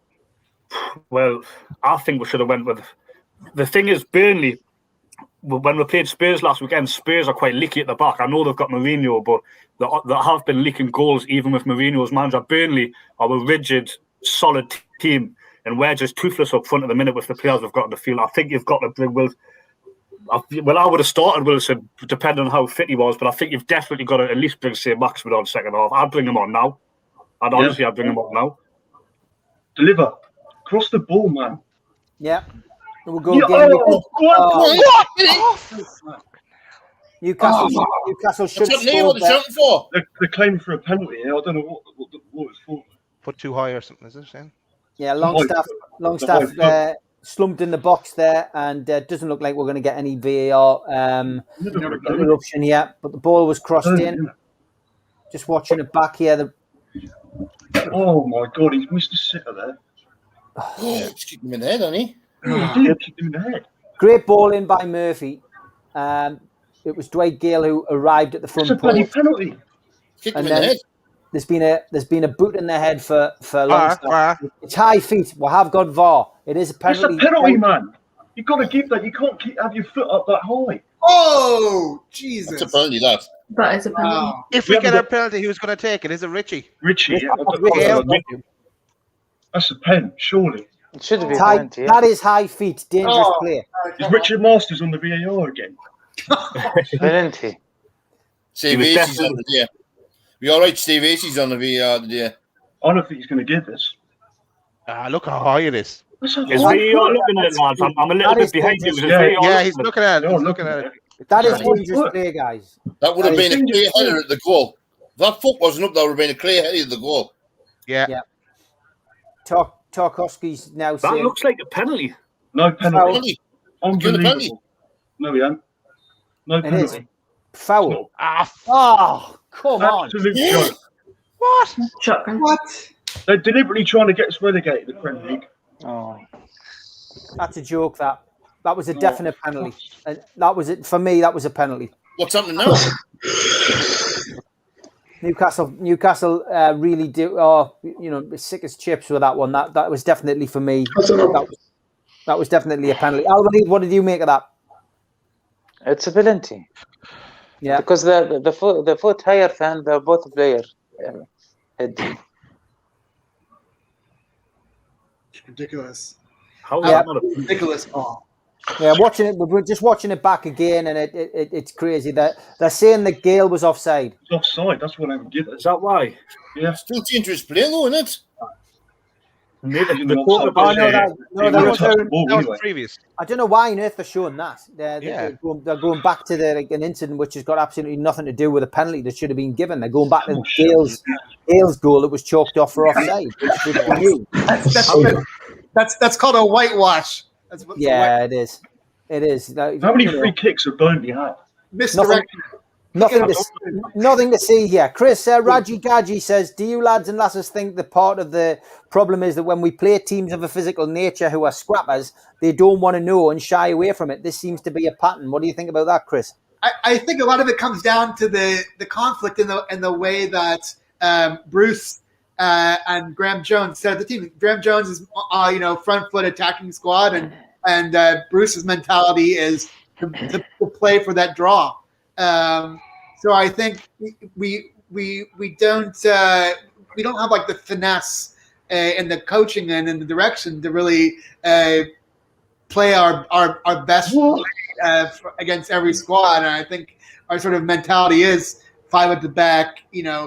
Let's get a draw every match, and then we'll end up with 38 points, and that'll keep us up. But that doesn't work in the Premier League. Bruce is a dinosaur. I'm not saying that Graham Jones' tactics are like world-class Mourinho or not Pep Guardiola or something like that. But definitely, I prefer the attacking style to take it to the team and to not sit back and try to play for that draw. I mean, go for the match. They're all losing their blood now, aren't they? Someone's going to get sent off from that. He got to the ball. Yeah, it was a good tackle. Good tackle by Gale. The stream that I'm watching, don't tell Miss Richard Masters, by the way, but the stream I'm watching the match on, it's just showed a replay of the Dwight Gale goal where he's offside. But if you watch it back, it's close, close offside that. Yeah, it's a farce. It's a farce. This VAR is a farce. It's rubbish. VAR needs to go to that in the season, whatever happens. It's just corrupt. It's causing more problems. You're right. It's causing more problems than anything else in football, and needs to be addressed. Because the game football has. Yeah, it has. You can't celebrate a goal anymore. No, nobody can. Players, fans, when they're in, nobody can. You're right. Yeah, Holly, that message about from Raji Gaji, just about playing physical teams. Do you think that's right? A Newcastle a bit of a soft touch? Yeah, I do agree with him, but I can't really understand that because we do still have kind of a core of players that were in the Championship with us last time, and they all absolutely fought tooth and nail to get us back up and just put in 100% effort all the time, and that was a team that I think we were all proud of. So I don't know what's happened to them or what's changed within that squad. I mean, it's got to be manager really, hasn't it? Because obviously Rafa Benitez was always trying to fill the players with confidence and get them ready for the game, but whereas Steve Bruce is always just very passive and doesn't really seem to be involved on the touchline ever. So I don't think that's helping the team out at all. But yeah, I do agree. I mean, we always just seem to panic. But I think it's been the case for a while where we seem to do better against more higher quality kind of top 6 teams and in the top half than we do those in and around us. And I don't know whether that's a pressure thing as well, is that we feel a lot more pressure when we play the likes of Burnley because we know we have to beat these teams. But if we play the likes of Man U, we're not really expected to get anything. So we end up playing better. I don't know if that's the case, but we really do need to try and sort it out now because the games are running down and we really need to start winning. Yeah, Spenny, so much gone on in the last 10 minutes there. Newcastle should have had a penalty though, shouldn't they? Should have, mate. And the day, he had a clear header at goal, and that stopped him by kicking the head. So if someone goes for a header in the 6-yard box now, you can kick him in the head and stop him. Simple as that, isn't it? Yeah. I mean, it's not going to happen, of course. If Newcastle do the same again today, you can guarantee a penalty will be given. But it was, I mean, when I played the game, it was high feet. That's high feet, and that's a foul. That is a foul. So don't understand that at all. Are we a soft touch, Spenny? Are we too soft? We are at the moment because of Hayden. We lost Hayden, and he was the man who kept that midfield into the bite. For me, he kept protecting the defence behind him as well. We haven't got that type of player left now. We're missing Hayden for that. Yes, we're soft touch against these type of teams, but we're good against the flare teams like the likes of Liverpool and that in this situation because they're not as like a hard team like this. Yep, I would agree. Trolls, I agree. The VAR communication should be public, so if you want to listen to it, you could. I think that's a great shout, Trolls. I said this for a while myself. You can hear it in American rules, Australian rules football. You can hear it in rugby. Jesus Christ, this is a joke. Everything's falling to their player. We're coming to Kieran at the right time. Newcastle under pressure. Kieran? Everything's falling to their player, isn't it? Everything's falling to their players. It's gone wide though, Kieran, so it's still 1-0. And Newcastle are still in this. We need to get to half-time 1-0 down. And we need an inspirational Steve Bruce chat. That's what we need. I would change it up to 4-2-3-1 second half and bring the subs on. Is he brave enough to do that though, Kieran? No, he's not. He's clueless. He's too stubborn. I can't remember Steve was ever making a sub at half time, making wholesale changes at half time. Oh, get out. No, it's all about 65 minutes, isn't it, Charlie? Yeah, it is. He always leaves it too late. They're going to score again. Another corner. Yeah, our track record, Kieran, isn't good, as Dr. Rockner says, against the teams around us. When you look at when we're playing these games against which we would call 6-pointers, we tend to do badly. Yeah, we crap against everyone, man. Get up! Oh, another one. This is a joke. 3 minutes of injury time left. It could be 4-0 up here. We've got 2 minutes before half time. Newcastle need to keep this ball out. There's another corner. We'll stay with this. So what do you do then, lads? Because you've got you've obviously got Willock on there as well, haven't you? You've got Willock on the bench. You've got options there. You've got Wilson, Willock, and you've got St. Maximin. I'll put Willock and St. Maximin on. I'll take Longstaff off for Willock because we won't take Shelby off, will he? I'll put Max on and Joe Linton off. Yeah, Willock is the manager in the middle of the park, doesn't he? The thing is with St. Maximin, he'll get kicked to shit, doesn't he? By this one. It's too fast. Yeah, but he's going to have to take one for the team, I think. If you remember the reverse fixture, he ripped them apart. He ripped them apart. Yeah. I think he scored and then he set one up for Wilson and he scored one. He ripped them apart at St. James's. Come on. He needs to get his head out his ass and do something for Newcastle. And get some players on that pitch. Best thing we've done all off that.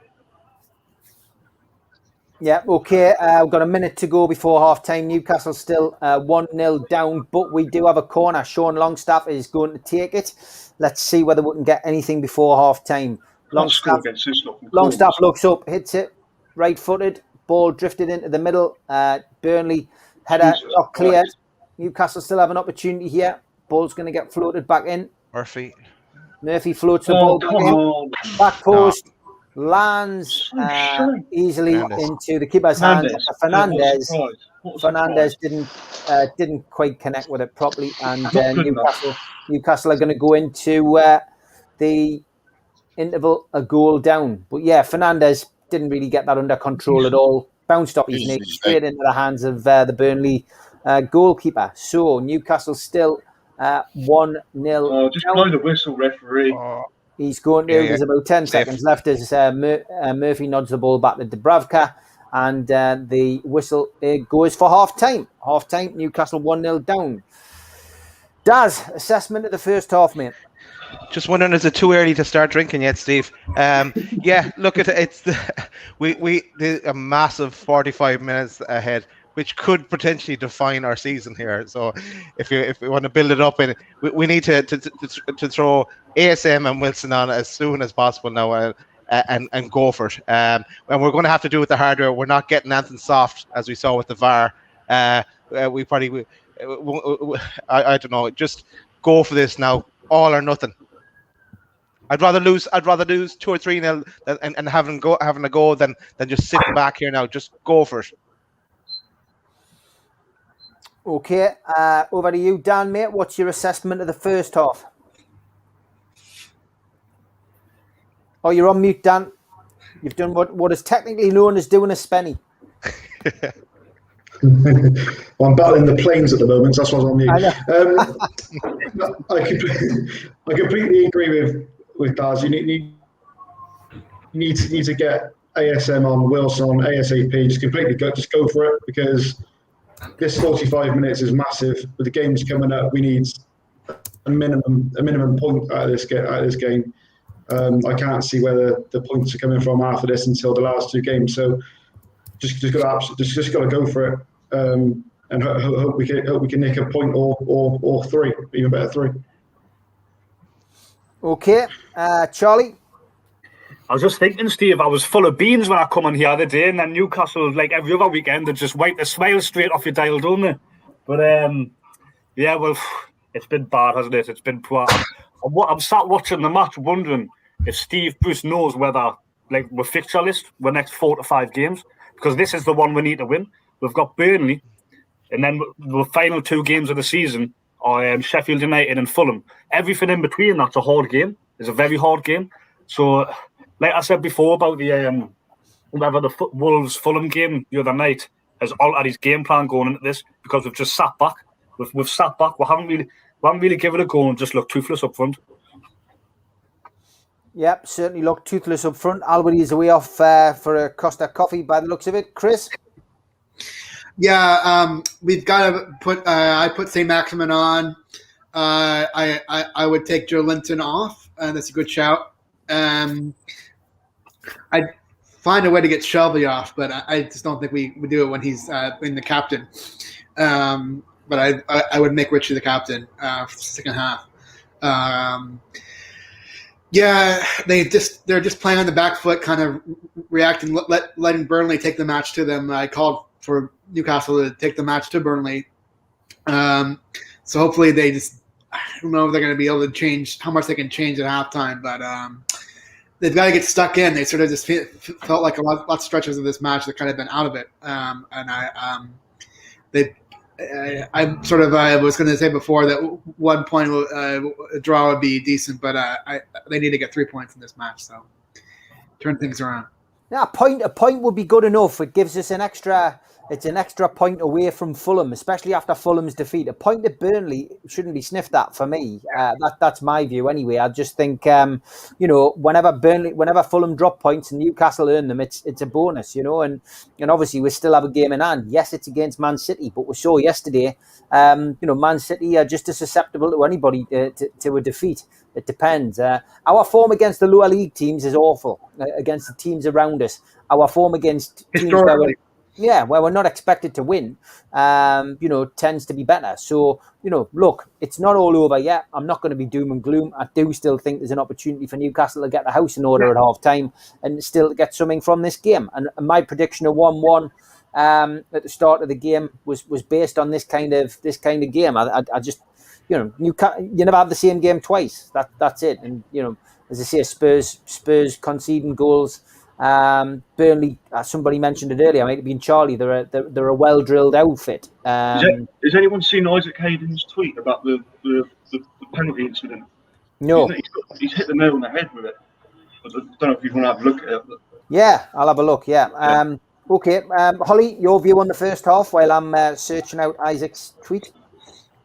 A point would be good enough because obviously Fulham lost their game against Wolves. So as long as we pick up something from this game, then it would be all right. But it's just this shit, like, defeatist attitude that we've had all season. Like, there's no reason realistically why we can't win this game. So why should we just settle for a point? Why can we not get the win? Like, I'm just so sick of just being like, oh yeah, we'll settle for whatever keeps us up. Like, just for once, I wish we could just have a good game and start picking up for the rest of the season, because it's just not on, to be honest. And this squad is good enough to be better than they are at the moment. There's no excuses now. Like, I'm just sick of it.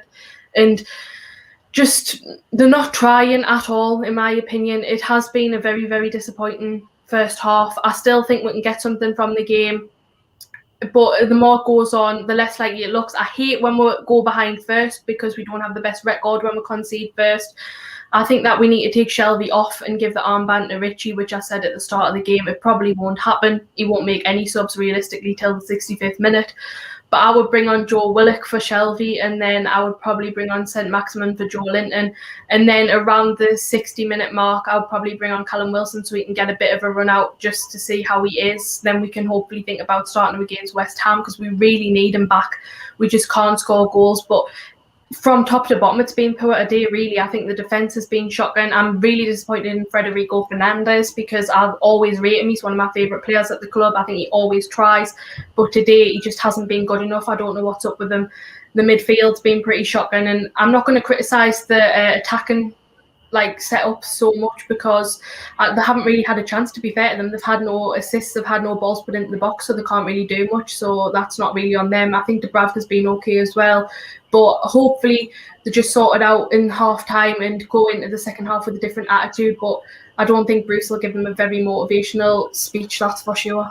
No, that's the comment from Isaac Hayden. I don't get the rules anymore. If that's anywhere else on the pitch, it's a foul. Yet in the penalty box, it's no foul. He's right, isn't he, Holly? He is. That was a definite penalty. Like, it is dangerous play, and his foot was far too high in the air. He literally kicked him in the head, and that's not a penalty. And I guarantee you, I know Newcastle fans get accused of playing the victim and stuff like this, but I guarantee you, if it was any other team, if that was Man United, say, that would have been a penalty, no question. VAR would have been done in an instant. But with us, no penalty. It's a joke. It could have been a totally different story if we'd scored that penalty as well, because we would have been totally back in the game now, and it could have changed the whole mindset, thinking, right, we're level, we've got a chance to score a winner, and it just didn't happen because the Premier League's corrupt. And I hate VAR. It's just ruining the game. Yes, sometimes it can help you out, but most of the time it just takes the excitement out of the game, and I really wish we'd get rid of it. Yeah, it's an absolute pain in the backside, VAR. It really is. And that was just replaying it again. It gets worse every time you see the boot in Longstaff's face. No foul, no penalty. Crazy. Spenny, your views on that first half? Like I said, it's all kick and rush. And it's the playing for Andy Carroll, like I said earlier on. At the end of the day, Bruce is at fault for Wilson not playing today, because they're not even in the training pitch after the bloody week. If he was on that training pitch every day this week or last week, he would have been fit today. And it's his fault for giving them the days off. How can you give a team a day off when they're losing and the 4th bottom of the league? Beats me. Yeah. Beats me, Steve.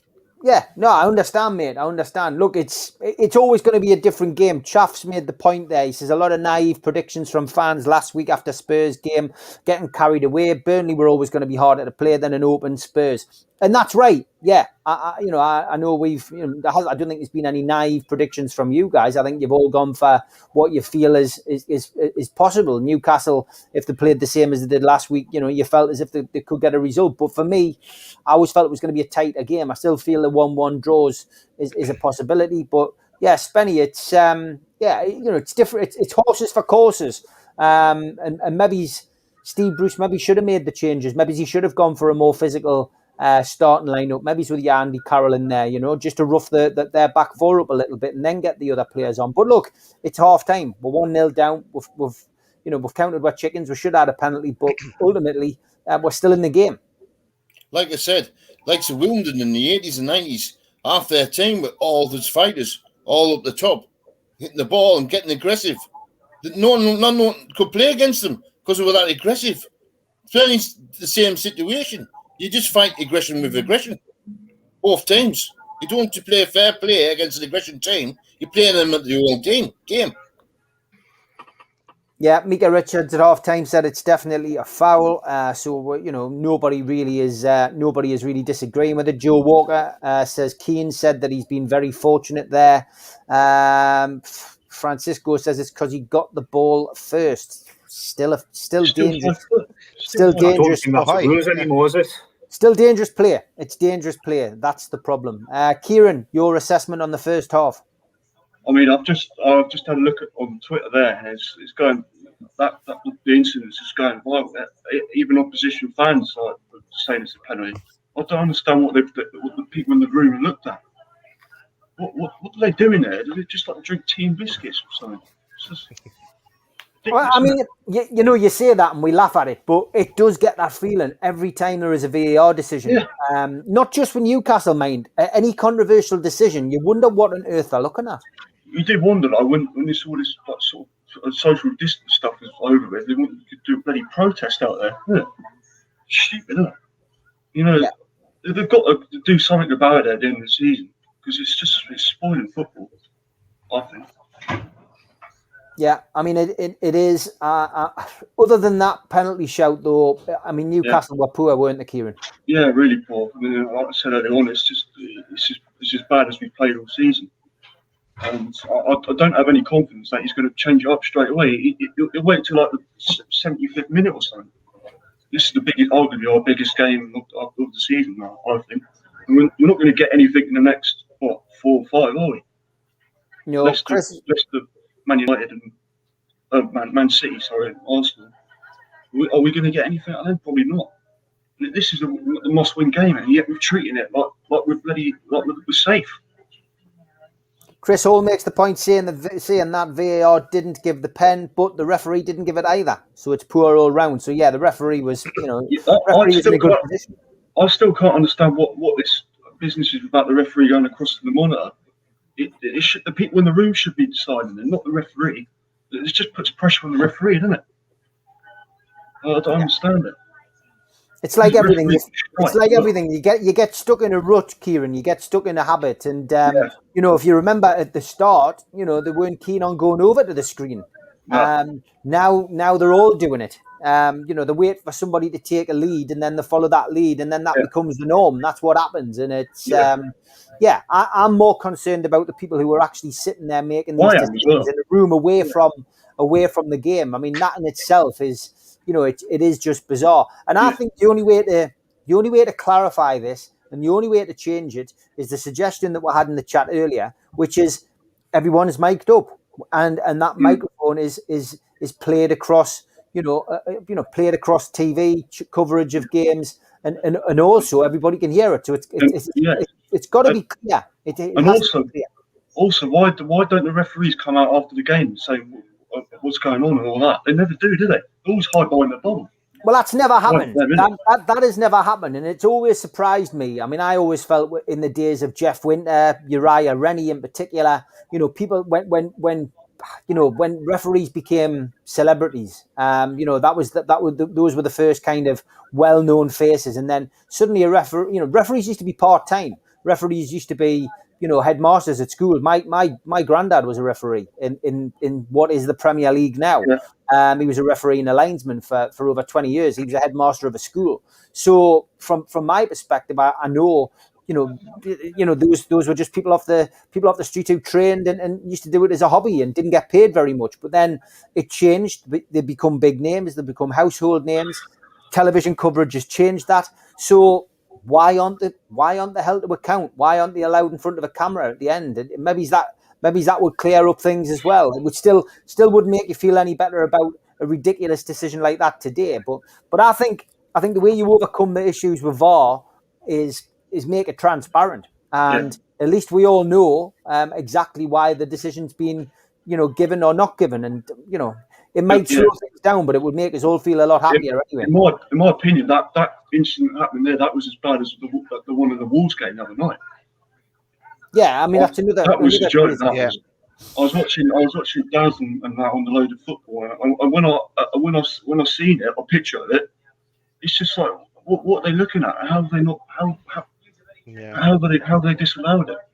It's ridiculous, isn't it? Yeah.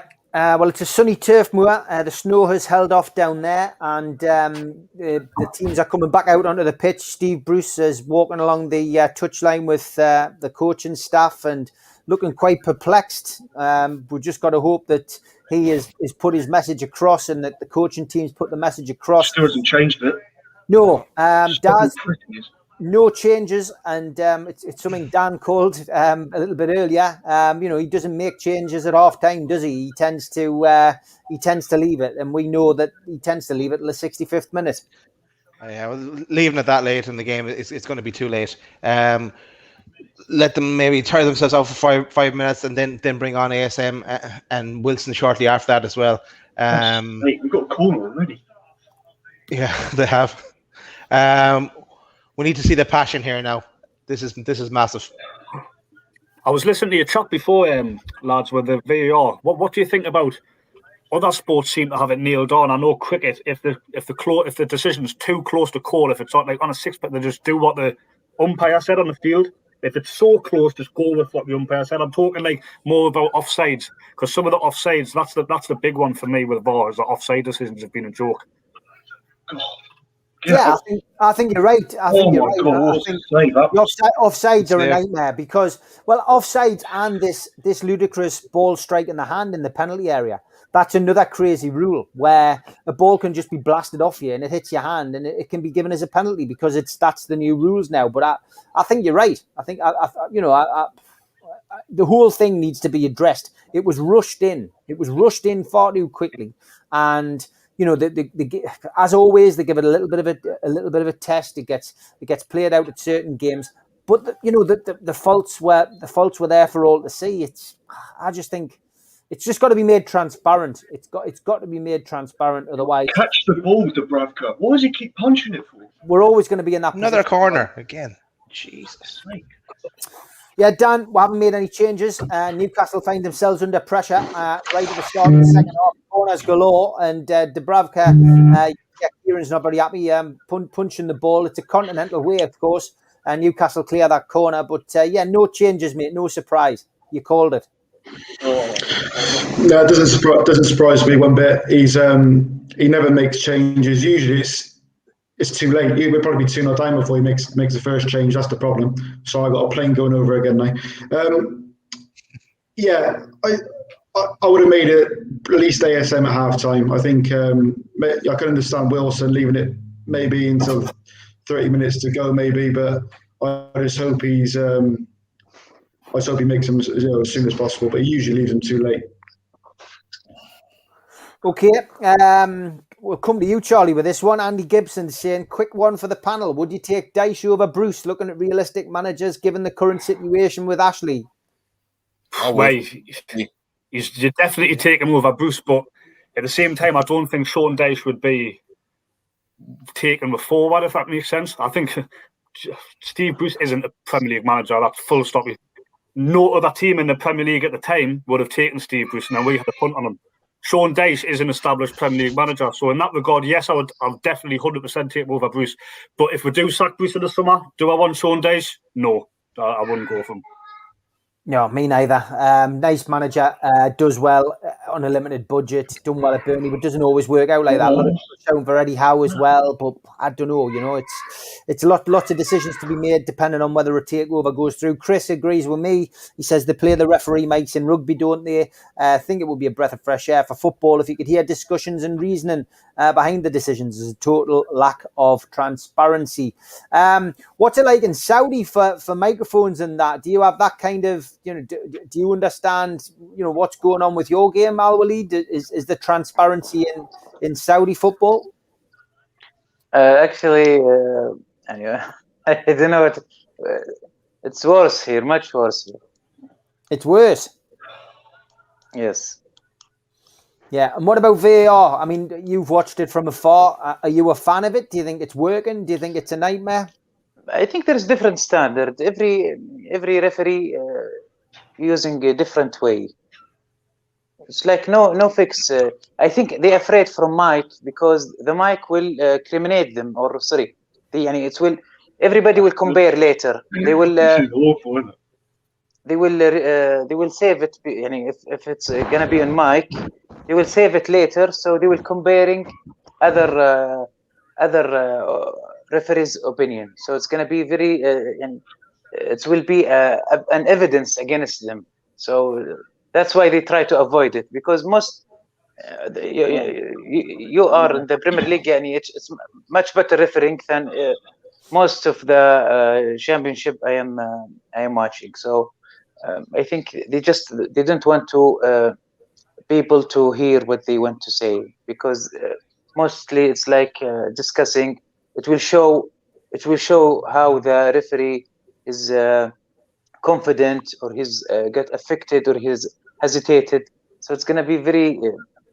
I think it will cause much more problem for them.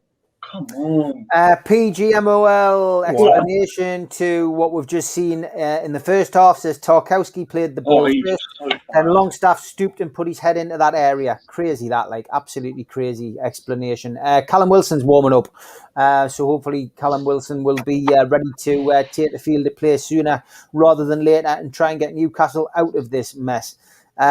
It's not just VAR killing the game. The Premier League themselves have done a lot to turn people off by their blatant corruption and court cases, TV rights, etc. Says Stu. Again, Newcastle lose the ball in the Burnley area, and Burnley pushing forward again, but it's still Burnley 1, Newcastle 0, 51 minutes on the clock. Chris, another free kick. No changes at half time, Chris. No surprise, really. You're on mute, mate. That's not the Steve Bruce way, unfortunately. Not that the Steve Bruce way works. But yeah, I mean, it's encouraging to see Wilson warming up on the sideline. I'd bring him in probably 60 minutes gone, maybe 65, like normal Bruce MO. But yeah. Joe Linton's not doing anything in this match. Shelby's not doing anything in this match. So I would echo all that they'd go for the double switch and bring on Wilson and Willock. Because we're doing it from Joe Linton or Shelby here. I'd make Matt Ritchie the captain for the rest of the match. It's crazy because we're sitting here like on a YouTube channel. We're all of us are saying the same thing. We're all saying the same thing. Get Maximin on, get Wilson on, bring Willock on. We need to maybe go to a back four. We're all saying it. So how can the man who's paid to be manager of Newcastle, how is he not seeing it? Yeah, and all these coaches.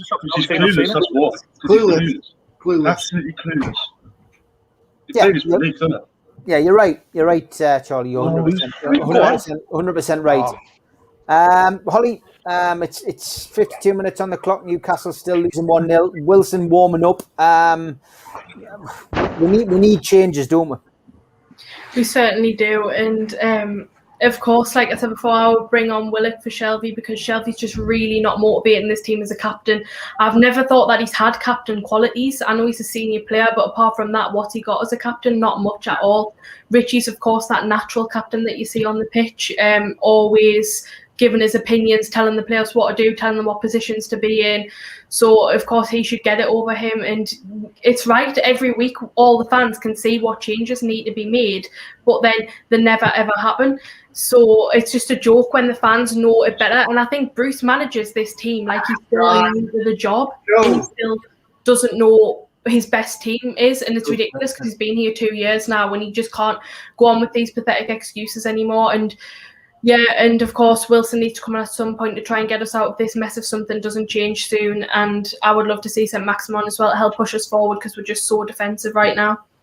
Yeah, I would agree. Spenny, it's no surprise we haven't seen any changes yet. And the longer it goes on, the more frustrating it gets, this game. Newcastle have come out and look completely underwhelming at the moment, but we're on the attack in the minute. The ball's getting crossed in, a little nod down, but unfortunately it comes to nothing, and Burnley managed to clear. But yeah, looks more of the same, doesn't it, Spenny? We haven't changed. Haven't changed at all. You change it when you're the first half performance we had. Crossing the ball in the box, like I said, Andy Carroll type game, crossing the ball, long balls in the box. Get Dwight Gill's there. He must be about 4'5". He's going to jump everybody defender in front of him, isn't he? You know what I mean? It's absolutely shocking. Oh. Burnley on the attack again. The ball's flashed straight across the face of the goal, and Matt Ritchie manages to collect and and he's got two midfielders in the middle, and it's obviously the defense is vulnerable all the time because they haven't got a clue how to defend. So it's going to be vulnerable, that defense, because it's got two midfielders. Oh, come on, Gale. It's not good enough. God's sake. So it's not Premier League quality. It's not Premier League quality. No, it's not Premier League quality, says Kieran, and Burnley again with another corner.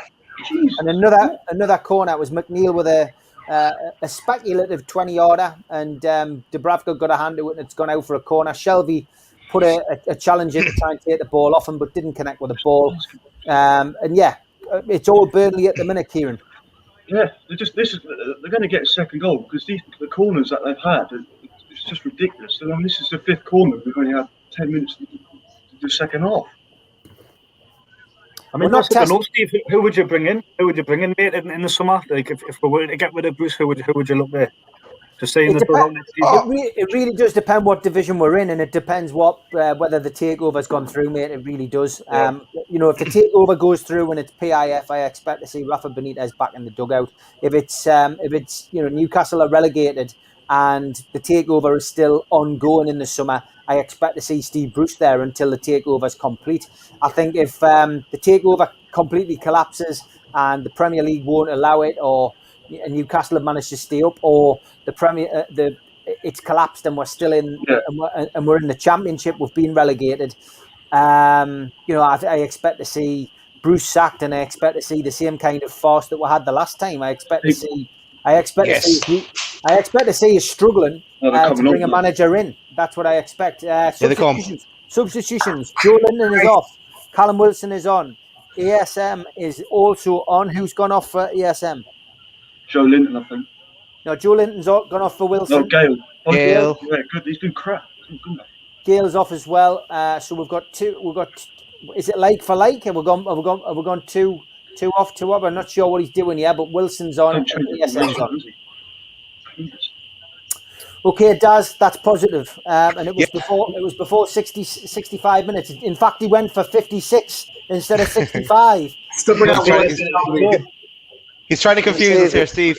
And it's at least he's got those Wilson and ASM on before Burnley score a second, because that's where the danger was. Why is he playing up front? Why is Maximin playing up front? But let's see what happens now. And hopefully now we up the gear and go and attack, and we see something from this game. Has he pushed them both up front together? Look like. Yeah, he has. Yeah, I think he has. He's gone attacking. He's gone for attacking formation here, hasn't he? He's going for it, which is great, Daz. I mean, that's not the Steve Bruce way. You'd like to think that there's been a discussion amongst the coaches there, and that's what he's gone for. And hopefully we might see a little bit more of attacking prowess now. I wonder if he's went for the. Oh, sorry, mate. Go on. No, you're grand. No, I was just going to say this is what we were expecting to see from the start here, a bit of an attack. So let's restart and let's go for this now. Yeah. Okay, Dan, coming to you now, mate. And that's great. Positive. Brought the subs on. Now it's up to them. Yeah, definitely a big 30 minutes now. Hopefully they could. They can do so. I'm a bit behind you. Is it? They playing them both at top? Are they? Is it or? Yeah. Are they playing looks like it. I mean, go on. ASM seems to be hugging the touchline. He's got the ball now. Actually, he's just put. Get in! Get in!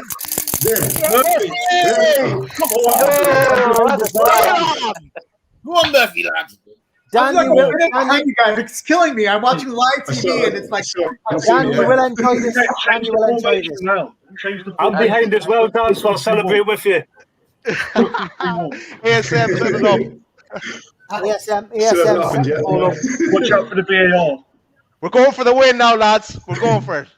There's Genius. Kieran there saying, watch out for VAR. No, there's nothing wrong with it. It's right. There's nothing wrong with it. Kieran, enjoy the goal, mate. Please just enjoy the goal. Yeah. What a goal that was! Still 1-0 on my screen. That was a brilliant goal, that, by the way. And Murphy's been awful as well, by the way. I was going to say though, in the last few weeks, Murphy has been. He might not have had a great game today, but he's been. Yeah, the last 3 weeks he's done a job, hasn't he? He's been good. The last few weeks. Wow. Yeah. Maybe another. Great goal.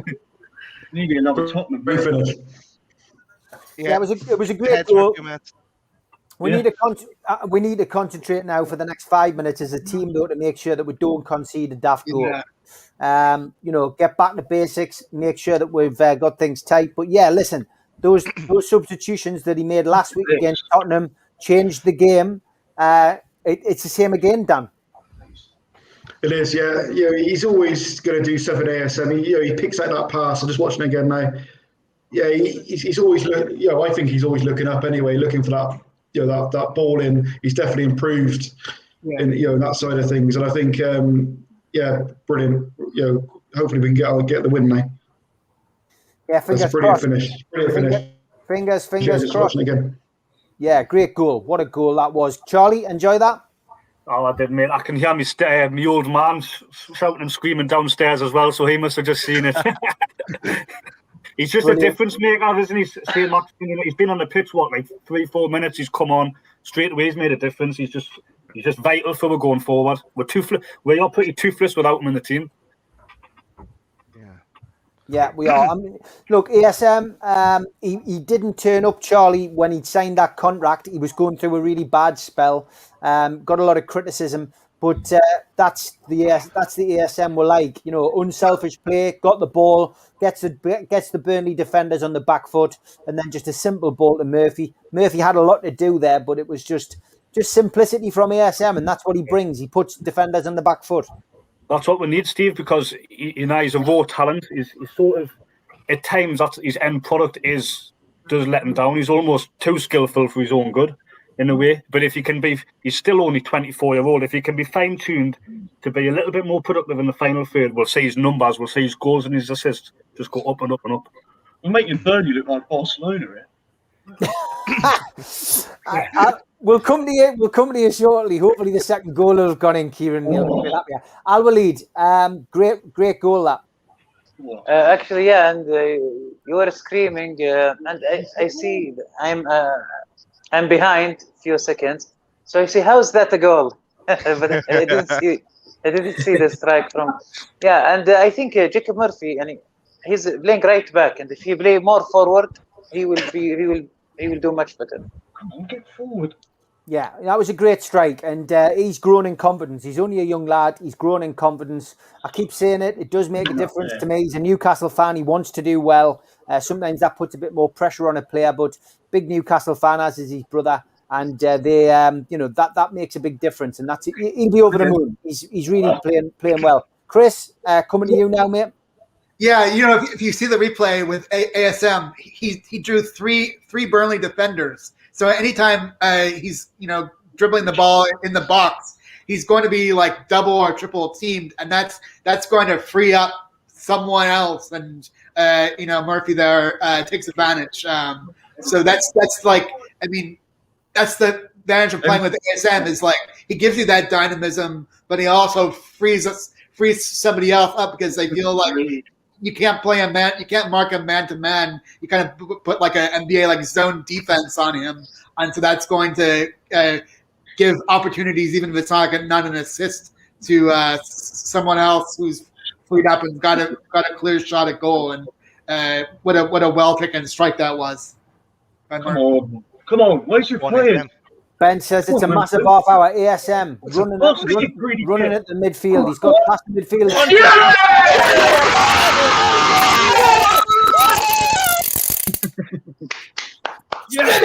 Oh, same way, same game last time.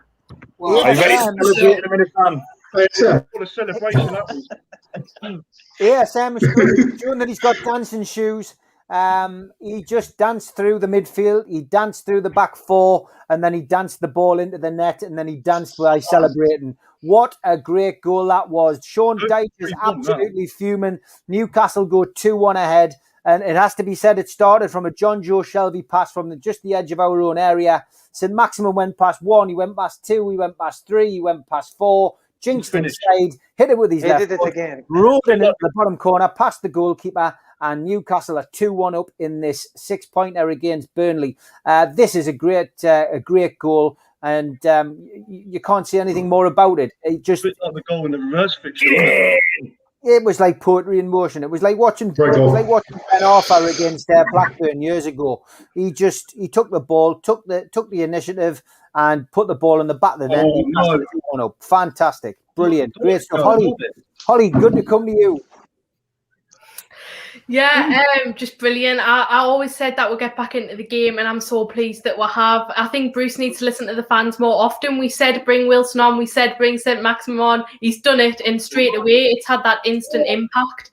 I mean, St. Maximin's just been brilliant. I think you've seen how much he's came on as a player since he first joined us, because there was one point where he would never have passed that ball. He would have had a go at shooting for himself because he was quite a selfish player, I think it's fair to say, when he first joined us. But now he's far more of a team player. He put that assist in for Murphy. It was brilliant, and I'm so happy for Murphy scoring as well, because it'll mean so much more for him than the other players, with him being a Newcastle fan. And those are the types of players we need in this situation, that always give 100% more than most other players, I think it's fair to say. And then he scored that second goal, which was just absolutely fantastic. So very, very happy days. And I think we've definitely got the win now, and it's brilliant to see how annoyed Sean Dyche is, to be honest. I'm really enjoying that. 65 minutes on the clock. Steve Bruce's favourite time. He's found a new substitution time, 56, and we like it. 2-1 up. It's almost like he's been listening to the podcast. It is. We keep saying that. Yeah. Spenny. Wow. What a difference 20 minutes makes. Isn't all. Good job I got all of his watch, didn't I? And put it forward 10 minutes. So that's why you put him on 55 minutes. Yeah, great. Yeah, best player. Two good goals. Oh, my God. Like you said, just like Ben Arthur. Totally the same type of goal. Absolutely tremendous. Just a pity there's no fans in the ground to see it. Martin says, surely an 8-year deal for Bruce now, he says. Lots of positive comments coming in. That must be a Sunderland fan, is it? No, Martin's part of our team usually. Yeah, he's just waiting everybody up. But look, Spenny, it's two great goals as well. They're not, we've tested the keeper the second half, but the two players coming on have changed the game. Yes, but like the lad always said, what Max played against Burnley at the beginning of the season, you see, he had a stormer against him. They couldn't cope with him. So why didn't Bruce play him at the start? If he did that against Burnley at the beginning of the season when they were better than they are now, why didn't he do it? Just shows what he should be listening to us. I'm sick of texting him, telling him to do all these bloody changes. Steady for manager.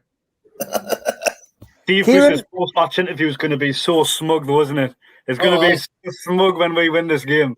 He can be smug as he wants for me. After the last 2 weeks getting the substitutions right, he can be as smug as he wants. As long as we get 3 points today, I'll be happy. I told you I would have been happy with a point down at Burnley, especially after that. Every point makes a difference. But not now, no. No, Kieran, we're coming to you, and it's nice to come to you. Surely you're not depressed at the minute? No, I'm not. But they're looking shaky at the back here, aren't they? Go and get yourself a tab. Kieran, honestly, if we want to get brought back down to earth, I know we've got to come to you. Honestly, I can't help it. I'm just, he's giving it away again. Shelby's been awful, isn't he? He's been first St. Maximin's goal, mind. Yeah. What about St. Maximin's goal? Can we any negatives about that? Yeah, the celebration probably. It was a good finish, wasn't it? And his left foot. Professional footballers should be able to kick with both feet. I don't understand why they don't do it more often. Yeah. No, you're right, mate. You're right. Good stuff. Get out. We'll stop there before you start getting back into your doom and gloom. All right, Daz. 68 minutes, 69 minutes gone. Newcastle 2-1 up. What a turnaround, mate. Oh, Daz, you're on mute. You've done a spenny. We can't hear you. Oh, there we go. There you go. Yeah. So I was kind of saying it earlier that look, Burnley did fall apart last weekend against Southampton. So it's great to see that we've kind of capitalised. But yeah, fair play to Spenny for putting forward that watch. That's really made the difference and getting ASM and Wilson on. We've got to keep the heads now as well, and not sit back. We keep going. Pretend that we're still 1-1 or something, and just keep going for it, going for that third. I don't want to sitting back and then letting Burnley come on to us. This game is not over by a long shot, and it would be lovely to come away and be so far ahead of Fulham at the end of it. But let's see. Yeah, let's see. Stu Penman's hoping for a 3-1 double, of course, against Burnley and that. So yeah, let's hope we can get another one and just seal the deal. Dan, we'll come to you again, mate. 2-1, fantastic. It's amazing, and that's the unique thing about doing these live streams. You know, there's lots of Newcastle fans do these, but when we're sitting in a big group, it's interesting to watch the dynamics change, you know what I mean, like throughout, and it is a bit like a social experiment watching us all, but the doom and gloom and then suddenly the euphoria and how it changes as we go around. It's why I do it clockwise, why I go around and like try to do it, because it gives everybody a chance of having that up and down. But what a great 20 minutes that's been. Yeah, it's brilliant turnaround. ASM's made a difference massively. I mean, that goal is, there's very few players that pick up ball like that and just be so direct with it, and straight into the onto the defenders, cut back inside and score. I mean, he's absolutely class, and I just think hopefully we can hang on now. I mean, there's it's they're going to come back at us now, but hopefully they'll leave a few gaps in defence, and we can maybe get the third goal. So we're really pleased with it. Yeah, good show from Daniel Kane there. Dan, he's saying Willock on now for Longstaff, and that'll be it. Big threats now on the pitch. Come on, Normie. Fair play for Bruce for making the change. Would you take Longstaff off now, or would you leave it as it is? I'd probably bring Willock on. I really like Willock. He's got a bit more pace in that midfield, and he can pick up a ball as well, and he goes on his runs. I just think we need a bit of pace now, maybe to hang on to it, because Sharp is not blessed with pace, and nor's Longstaff really. So yeah, I agree with that change. Yeah. Okay. Good stuff. You could be good luck omens, you and Charlie. Charlie, great, isn't it? I mean, this is the joy of. It's so disappointing not being at Turf Moor to be able to watch this game and be jumping up with your hand around your mates. But it's a good little substitute this for now, isn't it? Is it like this every week, Steve? It is, yeah. Mind, having said that, we end up speaking about like sitcoms, but God knows what. You can tell how bad the game is if I start talking about watching the Water Margin or Monkey or Blake 7 or something. Annika Rice. Or Annika Rice, yeah. If we start talking about that, for a fact it's been a poor game. But when we're talking football, Newcastle are doing okay. My favourite thing about say Lockman, Steve, is you think back to like how long Mike Ashley's owned the club. The young kids coming through, they might be swayed to become a Man City fan, become a Man United fan, become a Chelsea fan, because it has been that bad under Mike Ashley. Someone like Alan St. Maximin can excite the young kids coming through to stick them with the tune, you know what I mean? Yeah. No, I do, mate. Yeah, I mean, it's moments like that can convert a fan, isn't it? Like convert a young kid sees that and they want to be St. Maximin. I suppose that's what you're saying. Keeps them in black and white, definitely. Yeah, no, it's fantastic, and that's why the fans love ASM, because he's one of those people who is completely unpredictable. Charlie. Yeah. I think I mentioned before, if he can get more end product out of him year upon year, we're going to see his numbers go up and up and up. That when he first came to the club, I think Holly touched on it. He was a bit of a raw talent, he was a bit of a step over one trick pony thing. But you can see him evolving already now. I mean, he's only going to get better, isn't he? Yeah, no, he is. Fantastic so far. 74 minutes on the clock, last 16 minutes plus stoppages at the moment. Newcastle really could do with a third goal. Chris, will come to you again. Al-Walid's gone hiding. I think he's getting a bit nervous about this whole coming on these podcasts thing. He keeps disappearing when it's his turn. So over to you, Chris. Yeah, to answer Ivor's question, I've got the my haircut booked for Friday. So these Steve Hasty-esque locks will be trimmed next week. So you've got like a Ulysses feel about you today, Chris, because the hair's getting that long. I mean, I'm not sure how you managed to grow your hair that long, to be honest. Well, I'll tell you a secret. I got this shampoo that said it had caffeine in it, and I was like, "Ooh, that sounds good." And then I didn't realize it was to like stimulate your hair roots. So it was actually for like if you're losing your hair to like reverse that process. So I have no problem with the hair, and it just kind of accelerated the growth, I think, a little bit. Doesn't have the same effect on your underarm hair and that, does it? I don't know. You have to leave it on your hair for like 2 minutes. So I'm usually like a quick shower, so I probably wasn't getting the full effect. So does it work for people like me? Down here. Does it work for people like me, Dan and Spenny? Hopefully. I think it would be like sort of if you're going in that direction. I don't know if it can reverse. It's more so like slow down. So it's back to the crest feeds for me and Spenny and Dan then. Okay.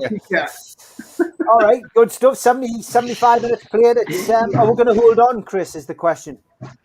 Yeah, it's a squeaky bum time. And I usually sort of you feel pessimistic about that, but I've got a good feeling that they'll hold on. It seems like they're in form. They completely changed the match with Wilson and Maximum coming on, but I'm feeling confident here that we can pull this one out. But you never know. I think we should get Murphy off now because he's been a liability. He keeps giving the ball away. Get Manquillo on. Yeah, be interesting to see what happens in the next 15 minutes. Al-Walid, I'll come back to you, mate, because you disappeared off for a coffee or something. I'm not sure where you went, but yeah, are we going to hold on, Al-Walid? I think Steve Bruce didn't see this quick comeback, so I think he will stick with this. I hope to see Willick because he will be good advantage in second striker. I like the idea. I don't know. Is it Steve Bruce? Is it the Grammy Jones to put Wilson and St. Maximum together in the front? Because it's obviously the Burnley won the game, so they make up spaces and help. Thank God we make chances from it and we get it useful. So I think that it will stay with this players. No change. Okay, no change. Holly, 77 minutes. Is it me or does this clock seem to be getting slower? Is it going backwards because we're 2-1 up? But yeah, 6 minutes. Yeah, it's not good. Holly, what's your feelings? Are we gonna stay 2-1 up here? Do you think we'll push for a third? I think we'll definitely hold on if it comes to that, but I think there is a chance that we could get a third at some point in the game. I think it'll be in the last few minutes, though, if we do. But yeah, I'm just so happy right now. Like, to be honest, I'm not even like trying to worry about it too much. But I just think that you can see the mentality's totally changed since Maximum and Wilson came on. It's totally given the team a lift, and we looked completely different now. It's a totally different dynamic in the squad. So yeah, I think we will hold on definitely. Yeah, okay, Burnley just floating the ball in, but Newcastle managed to clear. I just want to show you that. There's just the freeze frame of the incident earlier on, and this is from the FA's website. Playing in a dangerous manner is any action that, while trying to play the ball, threatens injury to someone, including the player themselves, and includes preventing a nearby opponent from playing the ball for fear of injury. So, yeah, I think that one will run over the next 24 hours. think there'll be a lot of people upset about that, especially if Newcastle don't get the win. If Newcastle get pegged back and we end up drawing this game 2-2, a lot of people will be pointing at that and saying we should have had a penalty. But it's gone. It's been and gone now. Spenny, we're going to hold on, mate. And you put an interesting stat in the chat as well, didn't you? Last time we won away from home after trailing was December 2017, which was West Ham, and the result was 3-2. Yes, Andre, give us a WhatsApp message then. I'll put it on for him. He knows his stuff, that lad. I'm just looking at Christopher's shampoo, actually. Looks interesting. It's got a feeling of only fools and horses about it, and he does live in London, doesn't he? So I get the opinion like somebody like Del Boy's met him in a pub and sold him something, like, you know. You know what these Greeks are like. You're right. I could imagine Chris selling his flat for some like magic beans, you know. Anyway, back to the match. Yes, we need another goal, definitely. It wouldn't be Newcastle going in the 80th minute without being just a goal ahead, would it? You always keep to the end of the last minute, don't you? Yeah. That McNeil's a good player, isn't he? Yeah, he's decent. Really good player. Yeah, he's had a good game today. No, don't do that, man. Couple of chances, couple of shots, but Barry's asking what I thought about Shelby's face at the lineup. He showed a complete lack of interest. He always looks like that, Barry. He never looks interested at all. Kieran, Shelby needs some of Chris's shampoo. I think he does. Yeah, definitely some of this magic shampoo. I'm sure John from QTech will make up a T-shirt with Chris's magic shampoo on at some point for the food bank.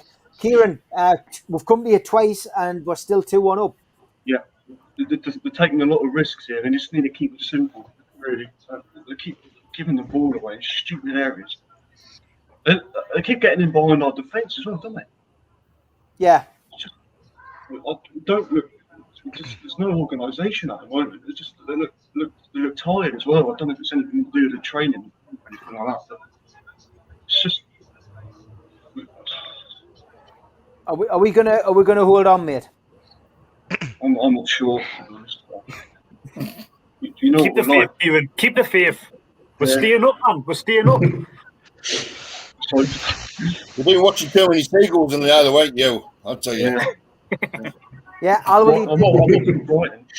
Brett says, didn't Al-Walid call 3-2 at the start? Yes, he did. Definitely did. He was the one who went for a 5-goal thriller. I said it wasn't going to be a 5-goal thriller. Got a bit of goal scoring to do with that one's going to come through though. Coming into the final 10 minutes now then, Daz.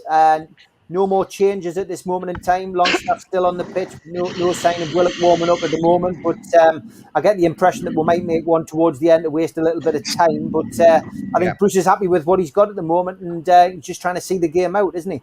I think so too. He will make a change though to waste up a bit of time. Is there someone looking?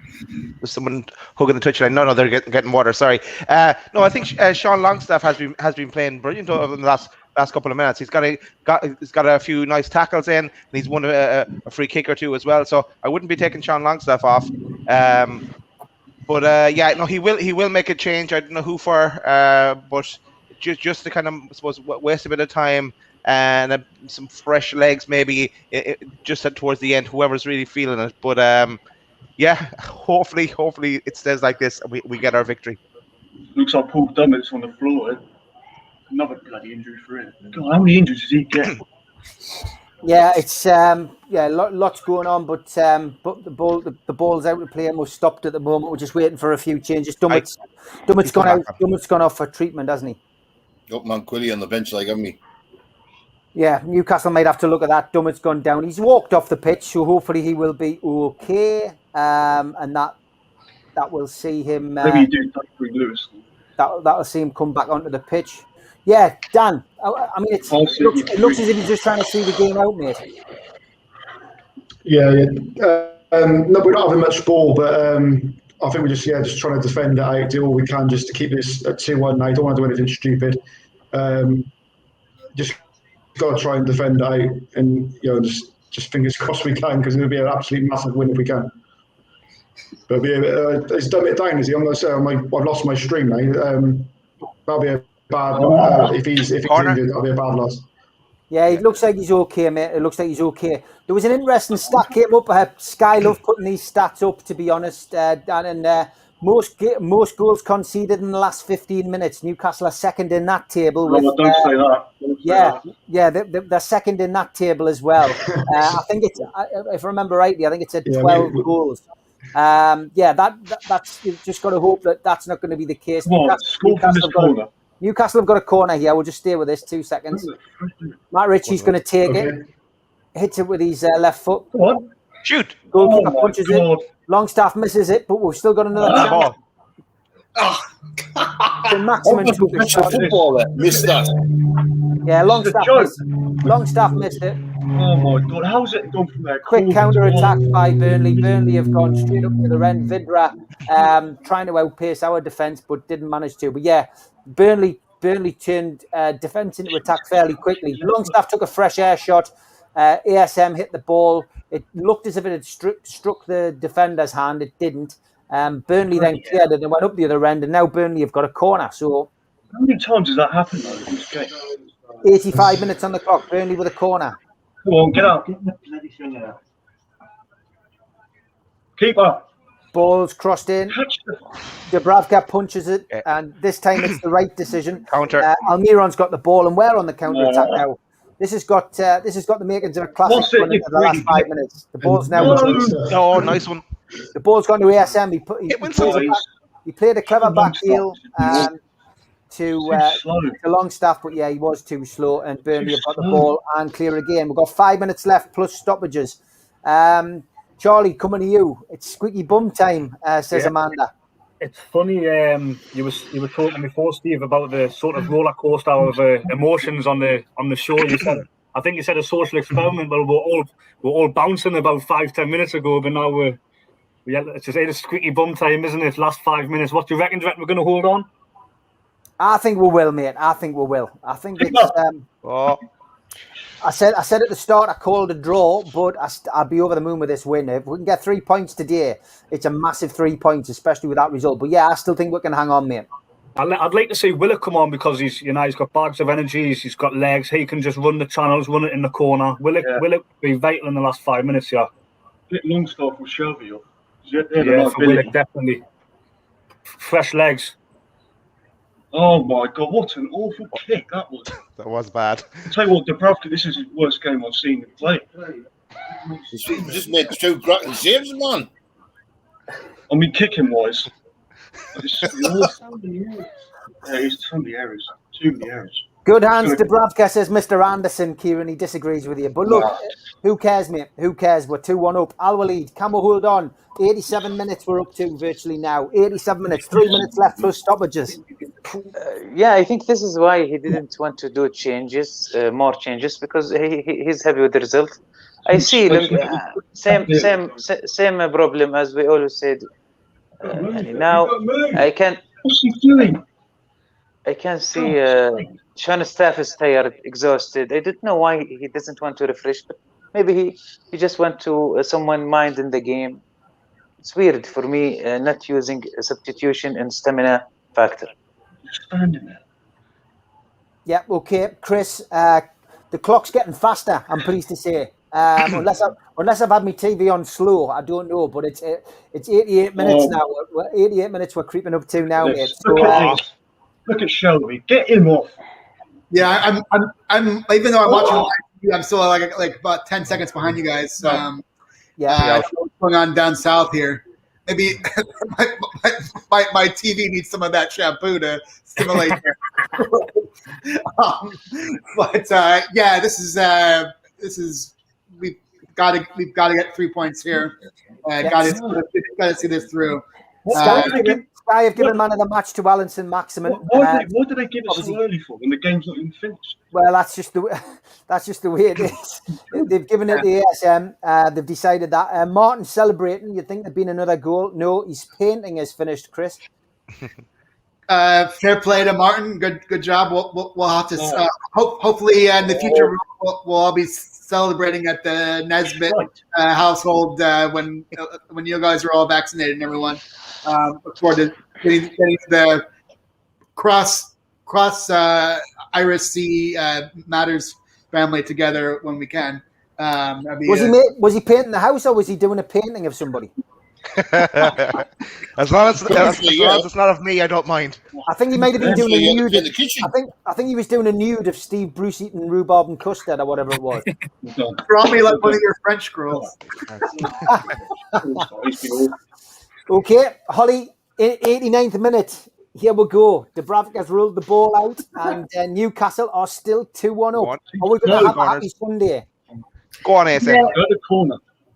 Oh. Yeah, we are. One. Cleared off the line.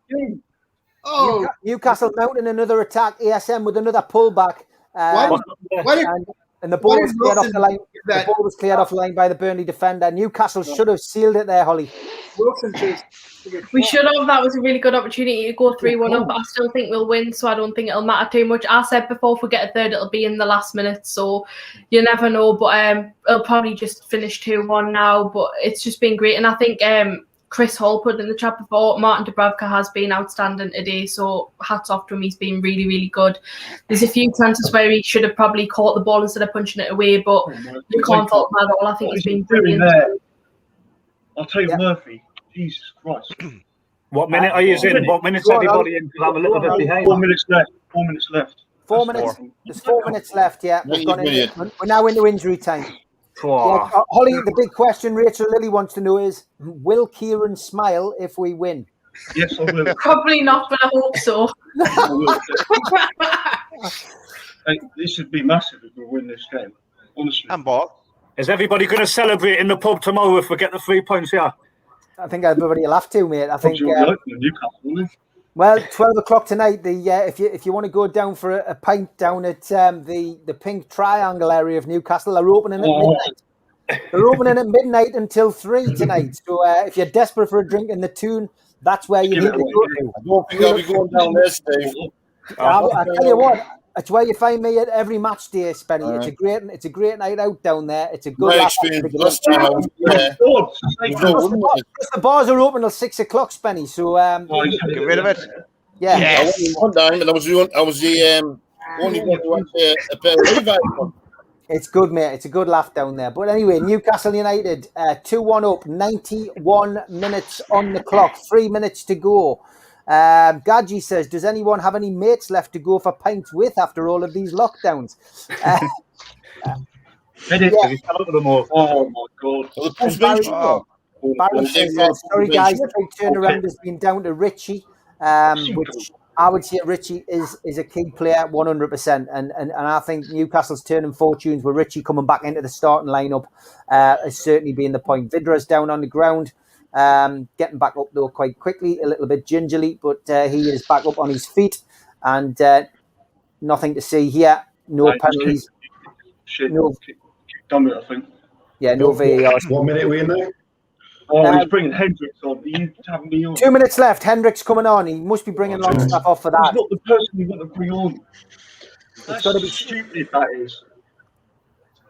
It's Almiron. Almiron's coming off. He's going defensive. He's bringing Almiron off. He's putting Hendrick on. Now we know Almiron looks happy enough going off. 2 minutes, 1.5 minutes now to sit on this lead. At least it's not Emil Croft. Yes. Yeah. Spenny, Hendrick's on. I was just going to let you know under a stat, like the last time I was on the show, we played Southampton, we won. So it says it all, really. Like, that says it all, really. You know how many times are we going to keep taking the ball out of play? Kieran, I'm going to come to you quite quickly because we're going into the last minute here. Are we going to hold on even with Hendricks on the pitch? Anything else? Don't ask me that yet, please.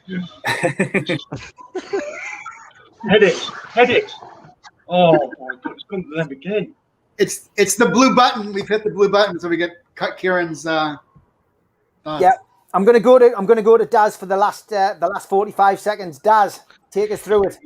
Yeah, okay. So Burnley in our third cross in. Come on, Richie. Okay, yeah. Look, Richie has it. Yeah, Richie's bringing it out and clears the danger into the centre of the park.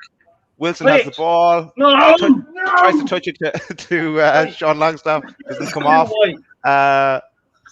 Burnley on the attack again in the middle of the park. 15 seconds left. Keegan's giving me a heart attack. Straight out wide. Burnley straight out wide. And look for the cross in probably in a second. Cross comes in. Danger. Shot from bloody thing out. Clear it. Come on. Oh my Henrik God. gets a touch. Volley out, gone wide. That's it. Newcastle ball. Yes. It should be game over now. Yes. Get in. Yes. That's full time. That's it. Full time. Full time. Yes. Yeah. 6 points clear, lads. Newcastle United 2, Burnley 1. What a result that is. Daz, give us your views on the game and give us your man of the match, please. So we're on 32 points now, 6 points clear of Fulham, and we still have that game in hand. So we've got games coming up that are going to be tough, but maybe we could get something from them as well. On the game itself, Steve, for me, he had a strategy. It was to go defensive at the start and then bring on the big boys to try and get something from it. It worked. I don't care. It worked. For me, the players that Sean were obviously ASM come on and changed the game. Sean Longstaff put in a good performance. Murphy as well. For me, man of the match goes to ASM. Got the assist. Got the goal. I was with Kieran saying he should have probably passed it to Wilson there, who was free, but no, he took it on himself and did brilliantly. Delighted with the win, and hopefully this means we're on the path to staying up. And you know what after that. Dan, over to you, mate. Your views on the game and your man of the match, please. Yeah, it wasn't a classic, but the wins, the 3 points, all that matters. We're stuck in the game until they got a big, and they changed the game. I'd have to give man changing the game and getting us the win, really. That's it, really. Okay, great stuff. Over to you now, Charlie. I'm buzzing, mate. I'm buzzing. Debut on the show on the tune of 1. It was tense at the end. I think I'm going to need a couple of towels for these armpits, but we can all celebrate in the pub tomorrow. I'm buzzing, man. St. Maximin, man, the match, no-brainer. You've got to think as well, we've got a tricky run coming, but we've got West Ham next week. But West Ham, they've got Declan Rice injured. They've got Antonio injured. If we've got St. Maximin back in full form next weekend, you never know. If we beat West Ham first game of the season, we could do the same again. Good stuff. It's amazing what 4 points out of 2 games does. Albalid, your man of the match and your prediction. Of course, St. Maximin. And we need 3 more points to stay, I think. Need 3 more points to stay up. Yeah, I would agree, mate. I think another win will just about make it safe now. We've got to play Fulham. We've got a game in hand as well. Who was your man of the match, sorry? St. Maximin. St. Maximin for you as well. Yeah, good performance from him when he came on. Chris, over to you. Yeah, ASM man of the match totally. Completely changed the match with his pace, his trickery, and again, like I said before, his ability to pull 2 or 3 men off, and then freeing up somebody else to get a goal if he can get the pass in there. There's been a bunch of guys that we've had a problem crossing the ball if it's not Richie, but ASM is a good crosser, or at least because he's going to get somebody free. So great assist, great goal, great to see Carroll. Great to see Wilson back out there healthy. The big question of whether he can do a full match or maybe play 60 minutes next time. We'll see about that, but good signs from him. Fair play to the lads. This was definitely like a 6-point weekend opportunity with Fulham getting the loss, and so great result to be that much more clear of Fulham now. We're definitely in the driver's seat, but we've got to keep the foot on the gas and not let up to the end of the season and make sure that Fulham match that we play at the end of the season doesn't mean anything, that we've already secured safety before then, because we want to be 4 points at least up on Fulham going into that match. Okay, Holly, your review and your man of the match. Absolutely delighted with that performance. I agree with Al-Walid. I think one more win and then we're definitely safe, and I think we will get that win. I think we could win against West Ham. I don't want to get too ahead of myself, but I really think that we could now, and I'm just so happy. I was convinced for a long time that we wouldn't have it within us to actually stay up and pull ourselves out of this relegation scrap, but I think that now we will. And in the first half, you were thinking, oh, it's not going great, and even at the start of the second half, but then fair play to Bruce for bringing on the subs. Totally changed the game, and it turned out really, really well for us. And man of the match, of course, has to be Saint Maximin. He was the reason that we won that game. He totally changed the team. Martin Dubravka's worth a shout as well. He was really good, but it's got to be Saint Maximin. Okay, Spenny. Obviously, the game was played before Maximin came on. He was the game changer. But for me, I'm going to give it the lad who scored the first goal, Murphy, because of the goal he scored and his commitment on the pitch. I thought it was tremendous today. Fair enough, he was playing out the position as usual as well. For me, it's Jacob Murphy.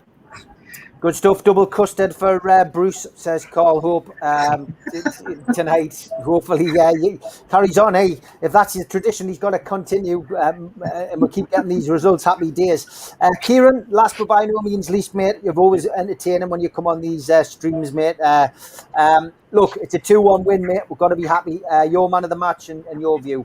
Yeah, I thought massive result that, and 6 point gap. I mean, when was the last time there was a 6 point gap? I can't remember the last time that happened.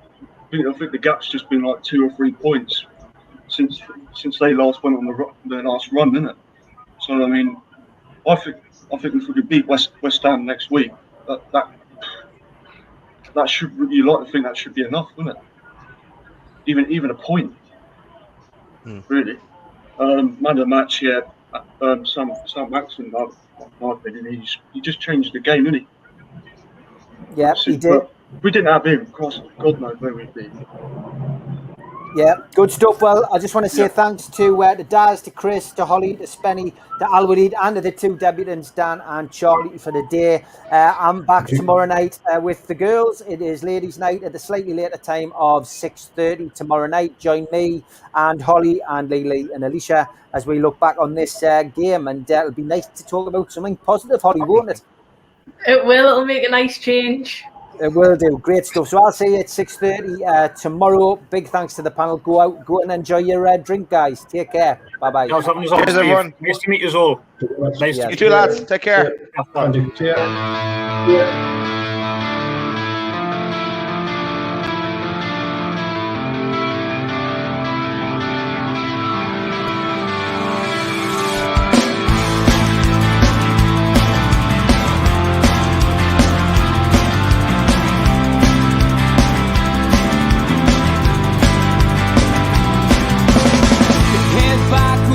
Attack. It feels like I've been talking to myself again, but it's the only way you're ever gonna